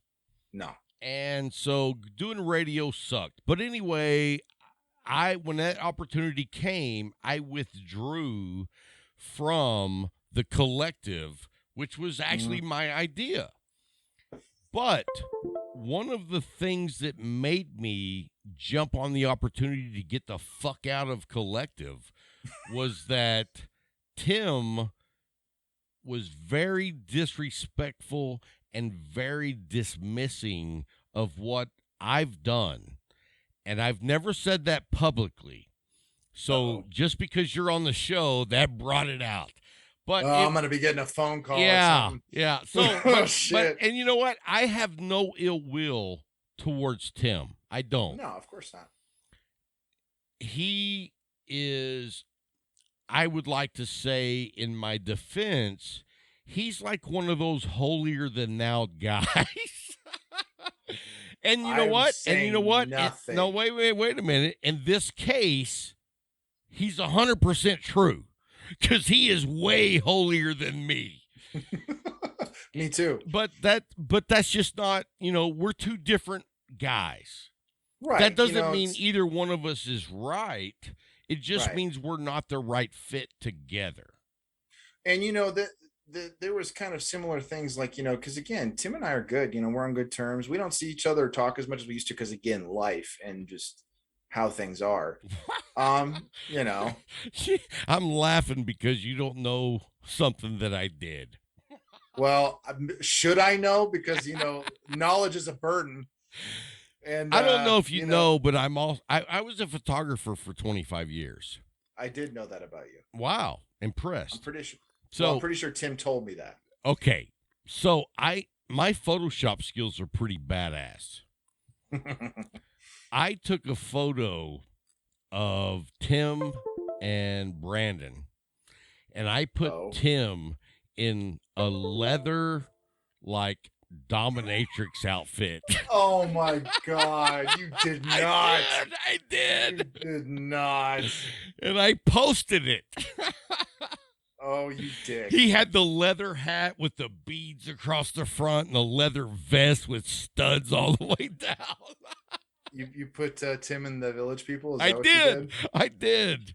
And it was phenomenal. And how'd he respond to that? He never responded. Oh, dear. So, and then, you know what? With him not responding, because I actually love a little tiff. I think it makes things interesting.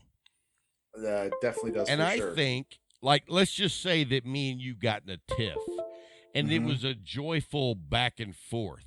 I think that's entertaining. Yeah. But yeah, there was no back and forth. It was just not well received. And I was like, okay, I'll not do that again. God. Oh, man. I can't believe I brought all that up, but to be fair, you've had a bit of the knob for a while, so. Hey, I'm doing well, sir. Yes, you are. But, like I say, I have zero ill will towards Tim, and I don't say but because I don't believe that's true. The thing about it is you take two people and they're not always going to mesh well together.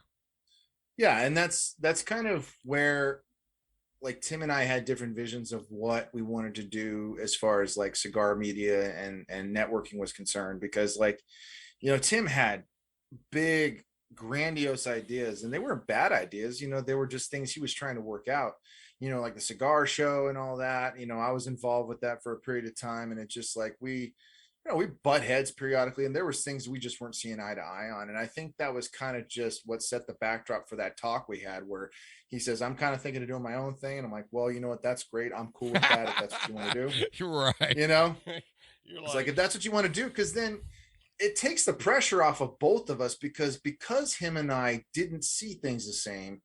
It wasn't like we were screaming, having knockdown, drag out fights, but it was just we weren't meshing as well as it should. We weren't able to gel on a number of things where it's just he wanted to do this, and I'm just I don't care about that. And I'm I just want to, I'm much more of a laid back kind of guy where I'm just yeah, you know what? I have ambitions and goals, but not the size of Tim's. Tim's has very big ambitions and goals. Not a bad thing at all, because gives him something to shoot for. I have big ambitions and goals myself. Yeah. And I've learned to stifle those down into my soul. Well, it's just it's figuring out which ones are the ones that are most worth pursuing, most worth your time, most worth your passion. And that's how I've, figured out with voice work and everything like that, what I want to do with Dad Smoking Cigars. Cause I don't care if I become this big name in you're not looking to replace the Cigar Authority. No, I'm not looking to replace anyone. I'm not looking to become this big name and have all this prestige. See, I am 100% looking to replace the Cigar Authority. Like, to me, the Cigar Authority is number one. We all know they're number one. Yeah. But those dudes are getting fucking old. Can they die already? Can they just die already? Hey, you know what? I joke about that, but I am so appreciative of everything they have done because they have laid the groundwork for 12 freaking years, dude. Before people were doing what we do now, they were doing it. And so if you don't appreciate what those guys do, then fuck your show. You know what I mean? Yeah. And that's just it. Like, I strictly do this honestly for the fun of it, for the joy of it, for the fact that I get to interact and connect with people that, people like you, people like, just the Lewis and Paula and all these other people that I've gotten to know that you would never get to know otherwise. No, right. I would have never gotten to know them. I would never have the pleasure of getting to know them, spend time with them, hang out with them, do cool stuff with them if I didn't do this. Right. And that's the awesome part of it. And if that's all there is from this, if that's all that comes from this, fan-fucking-tastic. I'm cool with it. Absolutely. I mean, when you actually get the passion of cigars in your blood and it gives you the opportunity to meet or talk to or, just be in the conversation with some people, it's like, dude, I do all this week to week just so I can talk to Robert Caldwell. Nice. Best interview I've ever had, Robert Caldwell. I gotta say, man, the best. I'm trying to think back because it was when Tim and I were still doing it together. Probably the best interview that we did, or at least that I was a part of, was interviewing a former Power Ranger actor who happened to like cigars. No shit. And then going back to what this was kind of like a closing of a chapter, and I'm going to tell it really quick, really powerful story. Hey, we're in no hurry. Take your time. Tell all the details. No, for sure. Okay. I told you about my nephew. Yes. One of the things my nephew did was went to all the comic conventions, cosplay, all that kind of stuff. That was his thing. He cosplayed as a myriad of superheroes. And one of the things he loved to do was the Power Ranger stuff. He dressed up as a few different things. One of them was this one of the Rangers from one of the series. It was called what color was the Ranger? That's all I know. He was the Black Ranger from Power Rangers in Space. Okay. And that was like the third or fourth series since it started back in the early 90s. And the actor who played that Ranger is a guy named Roger Velasco. And Roger, that guy is an absolute stud. Like, he is a hardworking man. He goes out and does a lot of different work in the community, helping out, kids who are, less fortunate and stuff like that. He does a lot of business around Los Angeles and stuff like that. But he still does the conventions. He still does all that stuff. He has a blast doing it. He was aware of my nephew and that he cosplayed as his character. Wow. And that's cool. He heard about, what happened when he passed. And so my wife and I went to the convention in Anaheim that was strictly Power Ranger dedicated convention called Power Morphicon. We went there. A couple of friends got us in, friends of my nephew's, and we got to meet him for the first time. And we told him who we were and why we were there and everything like that. And so couldn't have been a nicer guy. Well, after that, I remember thinking to myself, I wonder if this guy likes cigars. It was a random thought that I had. And it had been a few months since I'd seen him at that convention. And I just thought, what the hell? I'll shoot him a message on Instagram. I said, "You smoke cigars, man?" Dude, you know how many times I send that some message? It's like, "Hey, do you smoke cigars?" I was like, "You smoke cigars, man?" He's like, "Yeah, man, love cigars." And I'm like, "How would you like to do an interview on our YouTube channel?" And it took a while, took some doing. He finally was able to clear a day in his schedule, and he came on the show. That is so cool, man. got to talk about what I just told you about, and it was kind of a full circle moment, which was pretty incredible. Getting to talk to a guy that my nephew idolized, was one of his heroes, that he idolized, that he dressed up as. It was such a cool thing to me, and it was pretty amazing. So if you haven't seen that episode, please go back and watch. Do you know what episode that is by chance? Well, it's on a playlist on Dad Smoking Cigars, and it was a series that Tim and I did that was called the Cigar Sit Down, and he was like interview number 2. It's on a playlist. Go check it out. It was a fun one. I had so much fun with that one. Well, let me tell you, do you know who this is on the YouTube channel and actually on the audio as well. Do you know who our number 1 guest has been across the board? I do not. Terry Runnels. I'm sorry that I do not know who that is. Terry Runnels is a hot chick that was a WWE wrestler, and she used to smoke cigars backstage. And whatever the guy's name is that's ahead of it, Steve McMahon or whatever his name is. Yeah, Vince McMahon. Yeah, and he would tell her, "That stinks, get that the hell out of here." And she'd be like, "I'm going to finish my cigar." And anyway, she's retired now. Right. But the funny thing is, that's our biggest show ever. And I think it's because there's so many WWE fans that came and watched her.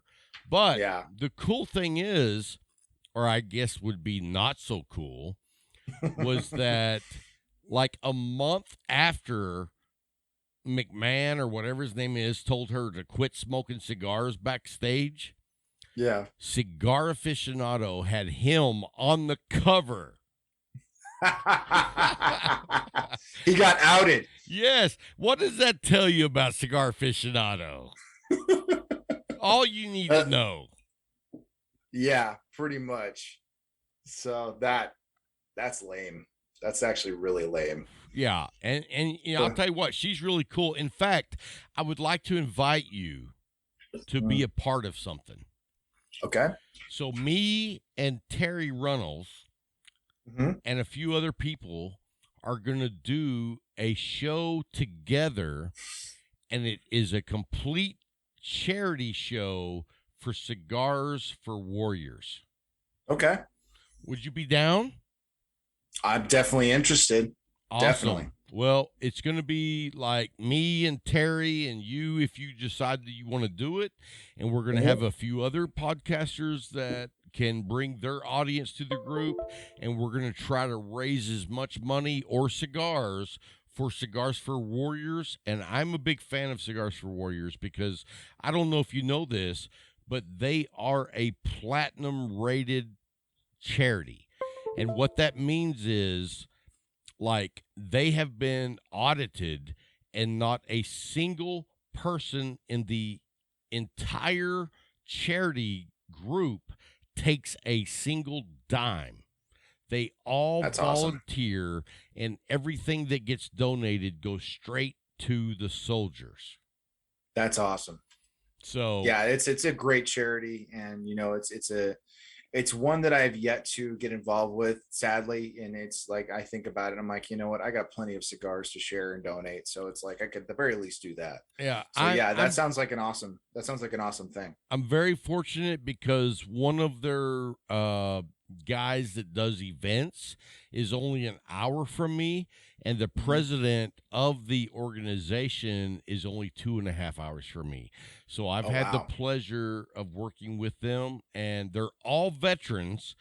And, you know, everybody like plays up this veteran thing, but those guys do it because they love the veterans, and they don't take a dime. I mean, these guys are working and doing their regular jobs, and then they still make time to do all this, and nobody gets paid. That's awesome. Yeah. So that's definitely, you know, that's definitely at the heart of what a charity should be, you know, because, like, you know, there are charity organizations where people work very hard, and if they do get paid, it's because they do deserve it, and stuff like that. And then there's also a lot of charities where people work hard, but the president's getting paid $300 million. Yeah, that's and I'm not a fan of that. No, absolutely not. So, but no, that sounds incredible. And if I'm able, I would love to be a part of that. We will talk to you, and we will see what we can do to get you involved. I would love to have you involved with that, and that'd be awesome. Anything that we can do, because we want to give back. Mm-hmm. And if I can give back, if you can give back, and other people can contribute, I don't know of another cigar-related entity that does what they do. Right. No, I haven't heard of a single other organization, institution that is cigar related that does that. I mean, it's incredibly unique in that, like, I've never heard of an organization that gives, sends cigars to veterans and stuff like that. I know they do more than that, but they actually take requests on what people want that's overseas in like wartime. And it's not just cigars. It might be magazines. It might be video game consoles. It might be whatever. But it gives the opportunity for those soldiers over there to experience what they are missing at home. Right. Some kind of normalcy, some kind of luxury that helps them, continue on what they're doing and cope with it. And, without feeling like they're just... now, that's all there is. Were you ever in the military? No, but I have. So you are a worthless piece of shit like me. And I joked that recruiters try to get me. They tried to get me, but it was one of those things where, like, I respected the military. I respected those who volunteered and those who, especially because when I was graduating high school, it was immediately after 9/11. Wow. I graduated a year after 9/11 happened. I was a senior in high school. I graduated right before we went to the Gulf in the first time. Yeah. And I had a lot of friends that signed up and went. I went down to the recruiter's office. They promised me that within 4 years I'd be a general, and I was all excited about it. And they said, well, hey, man, come back next Thursday. We'll do the drug test. We'll get you entered. And I was like, drug test? So I never went back. Sorry, boss. I like the devil's lettuce a little bit too much. I grew up in the 80s. So drug test. Anyway, well, hey, man, that's going to wrap it up for this interview. And I want to say thank you for taking the time to come on the show, dude. I've really enjoyed it. I hope that we can work together in some other aspects of content. And I would love that. Dude, I'm a big fan of what you do. And if I Thank wasn't, you so much, and likewise. If I wasn't a big fan of what you do, I wouldn't invite you on the show. I believe you. You notice Tim's never been on. I'm kidding. I actually did. It was one of those things. It was like, I thought he had been on the show, but that doesn't matter. That doesn't matter. I'm kidding, Tim. I love you. We don't mesh because, one, we're from different generations, and two, you have a lot more morality than I do. You know what? When you get to be 53, when you say, I'm going to enjoy every day, you can't put a lot of morality in that. No, I'm seeing that more and more, definitely, as I get older. But but this was great. Thank you so much for having me on the show, Rob. It was a pleasure, and looking forward to doing more. All right, man. Well, hey, make sure you check out, because when we go to TPE, I'm going to be live streaming on Facebook, YouTube, and Twitch. Oh, I will be watching a lot of it, just because watching a lot of it with envy. Right. I wish you were there, because we would be hanging out, bro. Yes, absolutely. But you know what? There's always next time. Always next year. There's always next year. Absolutely. And, definitely that is a goal of mine to definitely get to TPE next year. Well, hey guys, if you don't check out already Dad Smoking Cigars, go by his YouTube channel. Make sure you subscribe. I'll have the link down in the show notes. Don't fuck around.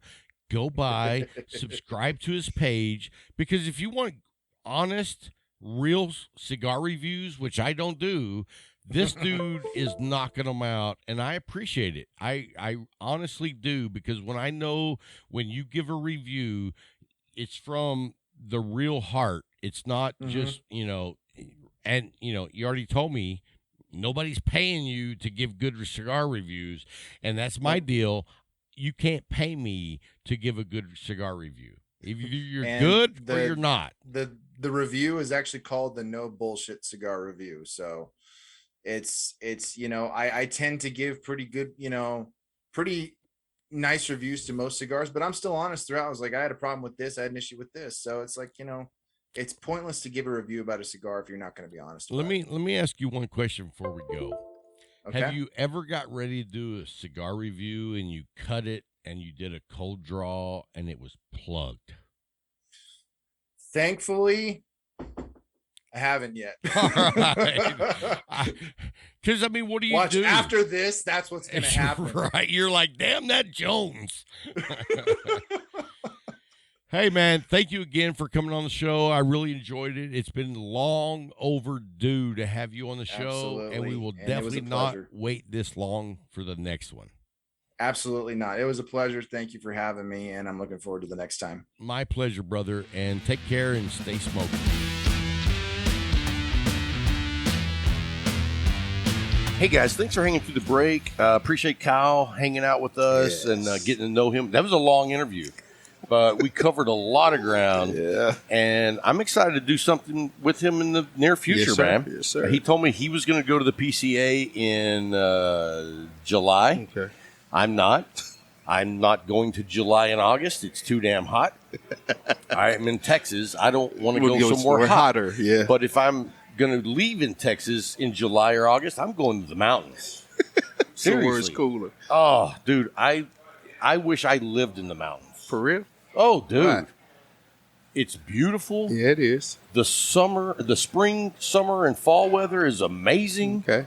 And in the summer when it's, I don't mind the snow as long as it's not like blowing. Okay. But you're that high up, so I don't mind. It's going to be blowing. Not always. Yeah. Dude. I used to wake up when I was stationed at Fort Lewis, I used to wake up and look at my window, and I see Mount Rainier every day. And it was just wild to me. It'll be 80 degrees in Tacoma, and it's still snow up there on the mountain. Yeah. I'm like, dude, why is it still white up there? There's snow in the summertime when you go up into the Rockies. That used to kill me. And we had guys that were, man, we're going skiing. I'm like, dude, it's June. There's snow up there. Yeah, I love the mountains, though. The trees, the beauty. Yeah. It's just... what blew my mind when I got here to Texas? That there's nothing. Well, where there are mountains, barren. It's on somebody's land, so they own that mountain. Not all of them. How do you own the mountain? Not all of them. The mountains that are on people's land, they own that. Well, yeah, they bought the land. So how do you own a mountain? You bought the land. But that's a mountain. Well, a mountain, a car. You can't own the car if you bought the land. You can. I'm DMV. You can own the car. No, you can't. Why? You can't, because that's not your property. The only way you can own that car is if they spell it out in the deed that this car came with that land. No, I'm not talking about a car and the mountain. I'm just saying you could go buy a car. Oh, yeah, you can go buy a mountain. You can buy an island. Yeah, I can believe buying an island, but buying a... Who wants to buy... It's land. Who wants to buy a mountain? What happened? We went dark. So anyway, we're back. Little equipment technicality. Yeah, there you go. I was going to say technical difficulties. Yeah, that's good. You know, remember when they used to splash that across the television? Oh yeah. Technical difficulties. If you had like decent technical difficulties, they would tell you. Yeah. And if they didn't, it was really bad. It would either go snow or the lines. With straight lines across it. You remember that? Oh, I do. I remember when television used to go off the air at midnight. They would didn't they sing the national anthem at night? Or America the Great, America the Beautiful. And it was always an eagle flying over the mountain range. Yep. Ray Charles singing it. Yeah. You knew it was time to go to bed because TV is off now. Oh, look. All right. So where were we? We were talking about Kyle joining us. Yes. Thanks, man. We had a little technical, but no, thank you for stopping by. We're going to do something, I'm working behind the scenes with Terry Runnels to do a charity show. It's going to be a live stream, and it's going to be for the Cigars for Warriors. Mm-hmm. And right now, Terry Runnels is going to do it. We're going to do it, and I'm getting some other people involved to participate. You'll get the puppet in there? Yeah, if he'll do it. They should do it. They better do it. I told Nick. Yeah. Nick could do it. Gator, you got to find out where he's at the time. If he's not in jail. So, anyway, I guess let's jump right into the old pick six. Pick six. I'm going to let you go first. I know. My pick six for this week, coming in at number 3, was the Caldwell Long Live the King. The one that you Lancero. gave. Oh, did you like that? Yeah. I gave one to Bill today or somebody, and I don't even think they smoked. Casey. Yeah, you gave it to her. But then she gave it to Bill. She did? And then Bill didn't want it. Because it was a Lancero? Well, he didn't want to smoke it right then. Yeah, okay. I think he took it with him. Okay. But he said he loves Lanceros. Yeah. I don't. I know. The thing about a Lancero is you have to baby it. Yeah, you're not a baby. You're a smoker. I am not. Yeah. I mean, it's like if someone was breaking in my house and I pulled out my shotgun, I would have my cigar in my mouth. You know what I mean? I'm not going to quit smoking it. just to pop one off on them. My number 2 was the Roma Craft Black Irish. Oh, nice. Very nice. I had one of those last week. I got 2 of them. I dropped one, came back here to find it. Somebody picked it up. That's why I smoked the one that dude sent to you. Because you always have them. I never have them. Look, I'm farting. I said Black Irish. I didn't say Wanderlust. Oh. So you just sit there. I smoked your shit. I'm going to give you a lie why I did it, but I smoked it. No. Let's tell everybody how this happened. I asked him earlier, hey, man, last week I told you I got you a Wanderlust. Did I give it to you? Did I give it to you? And he was like, And no. I was like, yeah. And he was like, no. And I was like, well, then I smoked it. Because it was in the humidor, and I couldn't remember if I smoked mine, if I had smoked yours, and if you'd had yours. So I ended up smoking it. And let me say, I don't think you would have liked it. Why? I loved it. I loved it. It was amazing. I love Wanderlust. Well, sorry. I see. My number 1 this week, we already talked about it. McAuliffe in the number 2. Oh, good smoke. Good smoke. And like I said, I gave you mine last week after the Cowboys lost. I gave you something, kind of ease the pain. And then I went home, I smoked the other one. Because it was supposed to be my victory cigar. Did you see the shirt I made? Which one? I made a shirt, and I actually put it up on the website to be sold. Which one? I'll show you. Hang on a minute. I got to pull it up. A lot of shirts here lately. Oh, dude, that's what I do. Tell me you don't love this. Oh, yeah, I did see that. Isn't that great? The Kool-Aid one for the Cowboys. It says, Cowboys Kool-Aid. Drink it up, Cowboy fans. I need to get one of them in a medium for my son. I'm serious. I need to get one of them in a medium. I'm going to go on the website. So, I'm a Cowboy fan, but I don't drink the Kool-Aid. True. How many Cowboy fans thought they were going to the Super Bowl? Dude, too many. And we were here, and everybody in here was a Cowboy. I was the only one in San Fran gear, and I felt the heat. Remember when Dak threw that interception, and I jumped up, and Joel told me, sit down, Brian. And see, I mean, yeah, I would have loved to have seen them win the game. Yeah. But I did not have you weren't any invested. Faith. Yeah, you weren't that totally vested into it. Well, I mean, and I heard a rumor today that McCarthy may not have a job next year. Yeah. And I think really you want to keep the offensive coordinator. That's the only way you're going to keep it. Yeah, he has to. But that's the way they did with what's his name, right. Whoever it was that went to the Giants. But the point of it is, until Jerry stops putting his hands in there, it's all the same. It's all the same. It's going to be the same thing every year. You can point fingers. He said the perfect thing after the game. He said, the time is getting short, and with the team we have now, this is not acceptable. Yeah, it's not. Truthfully. And when he says the time is getting short, he's talking about how old he is. Truthfully, it should have been a closer game than it was. I still wanted the 49ers to win, but looking at it just as an outsider, dude, they didn't play good. They didn't. They haven't played good for weeks. And that's the coach's responsibility. Absolutely. You have to be able to pull out of your players everything that's in them. And if you can't do that, you're not doing your job. Is the coach able to do his job? Not when the owner is truly the one in charge. Right. Because, like they said, there's no way Belichick and Brady had his way. It's a lot of things he wanted to do, but Belichick was still the coach. He was still the one that was responsible for everything. And they did it his way. And when Brady got tired of doing it his way, what did he do? He left and went to Tampa Bay. Right. So it's still Belichick's team. He's the coach. He's the one responsible for everything. And Kraft is never involved. No, man. And Kraft sits back there and just smiles when they win. The only time Jones was not in charge is when Jimmy Johnson was winning Super Bowls. And that's why it didn't work. And I'll tell you this, dude. Right after Jimmy Johnson, right after the Cowboys made it to the playoffs the last year that they won the Super Bowl, 95. Johnson. Mm-hmm. No, that was 94. Right. My dad said, this is Jimmy Johnson's last year. And I was like, no way. He's at the winning peak. He is, but...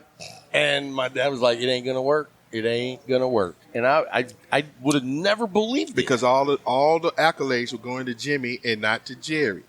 And he lets everybody know that's his team. Well, you're the owner. Everybody knows it's your team. Right. But come on, man. The thing about the Bartolo, when we were the dynasty in the late 80s, beginning of the 90s, he was the owner, but he let Walsh run that team. He stayed out of it. And what did we do? All the great teams did that.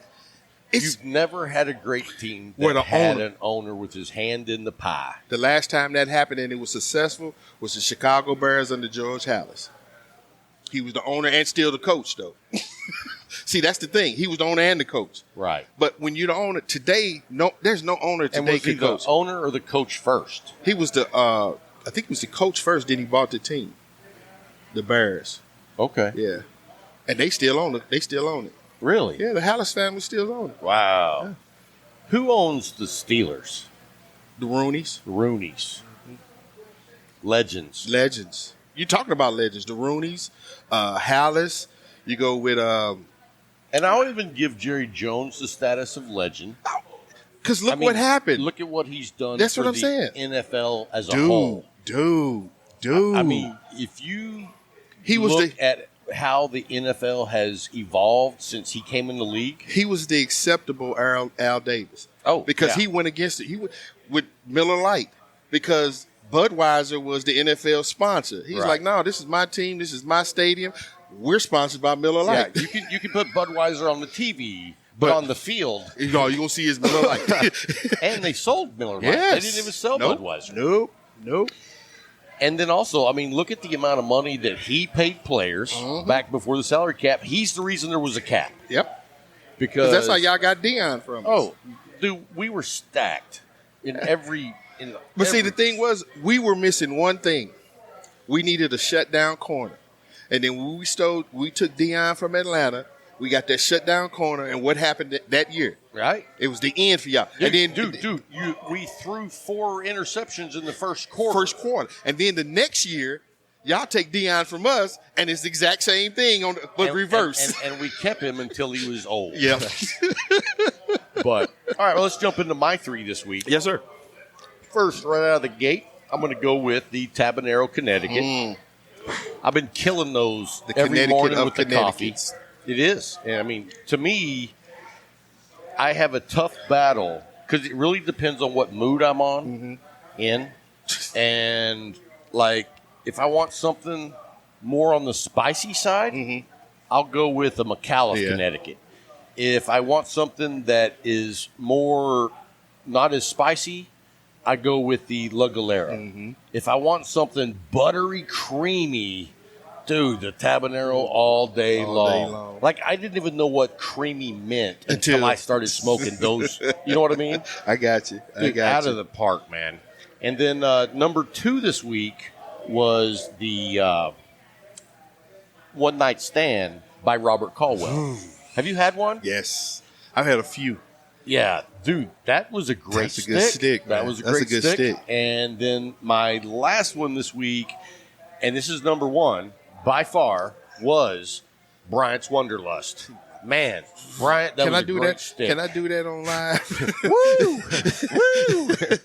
So no, it was phenomenal. Then you gonna say Bryant's Wanderlust? Well, it was. No, that's Roma Craft's Wanderlust. If you smoke it, it's not mine. I didn't know that was yours. What happened here? He said loud enough. Yeah. So anyway, so the next announcement is we're going to be doing Vegas next week. Yes, sir. Now, we got John Madden of co-host here who doesn't fly, so he's not going. And I would never drive. That's I'm too old for that. I'm not driving that far. I think it's like 40 hours. It's not 40 hours, dude. Well, when you drive 5 hours and stop every 8 hours, it is. I think it's the same going to Vegas from here as me going home to Illinois. No. No way. Dude, you're going, first of all, it's 4 hours just to get out of Texas. That's it. I mean, at least 4 hours. Oh, you talking about going to Vegas? Yeah. It's 6 hours because you got to go. You go heading toward El Paso. I'm talking about driving. Okay, 6 hours. so 6 hours. And then you got to go through New Mexico. You got to go all the way through Arizona. They're not as big as Texas. They're not small. They're not as big as Texas because it's closer from El Paso to Vegas than it is El Paso to Dallas. Really? Yes. Well, so are we. But the other way around. So I don't know what that means. So anyway, we're going to go, and I got my friend Tim. Tim is going to assist me. He's going to be your producer. He's going to be the producer. He's going to lug that around. That's why you taking him. Tim, I need you, man. He's like, why? I need you to be the producer. The carrier. I need you to carry all this. Be a St. Bernard for me. Oh, we tearing up stuff over here. Way to go. Anyway. Somebody's over here tearing shit up. Yeah. You know, there's some people in here that I don't know that they should be in here. Scott Fritz. Anyway, we're gonna go to TPE, and I can't wait because we are gonna interview a lot of people. Yeah. We're gonna interview cigar manufacturers. We're gonna interview a lot of influencers from Instagram. We're gonna interview people off the street that know nothing about cigars. Off the street. We'll walk up and be like, "Hey, come here. You want to be on a live stream? Yeah. How much?" Right. I did ask my wife permission. Oh, no. I asked my wife permission. I said, do what?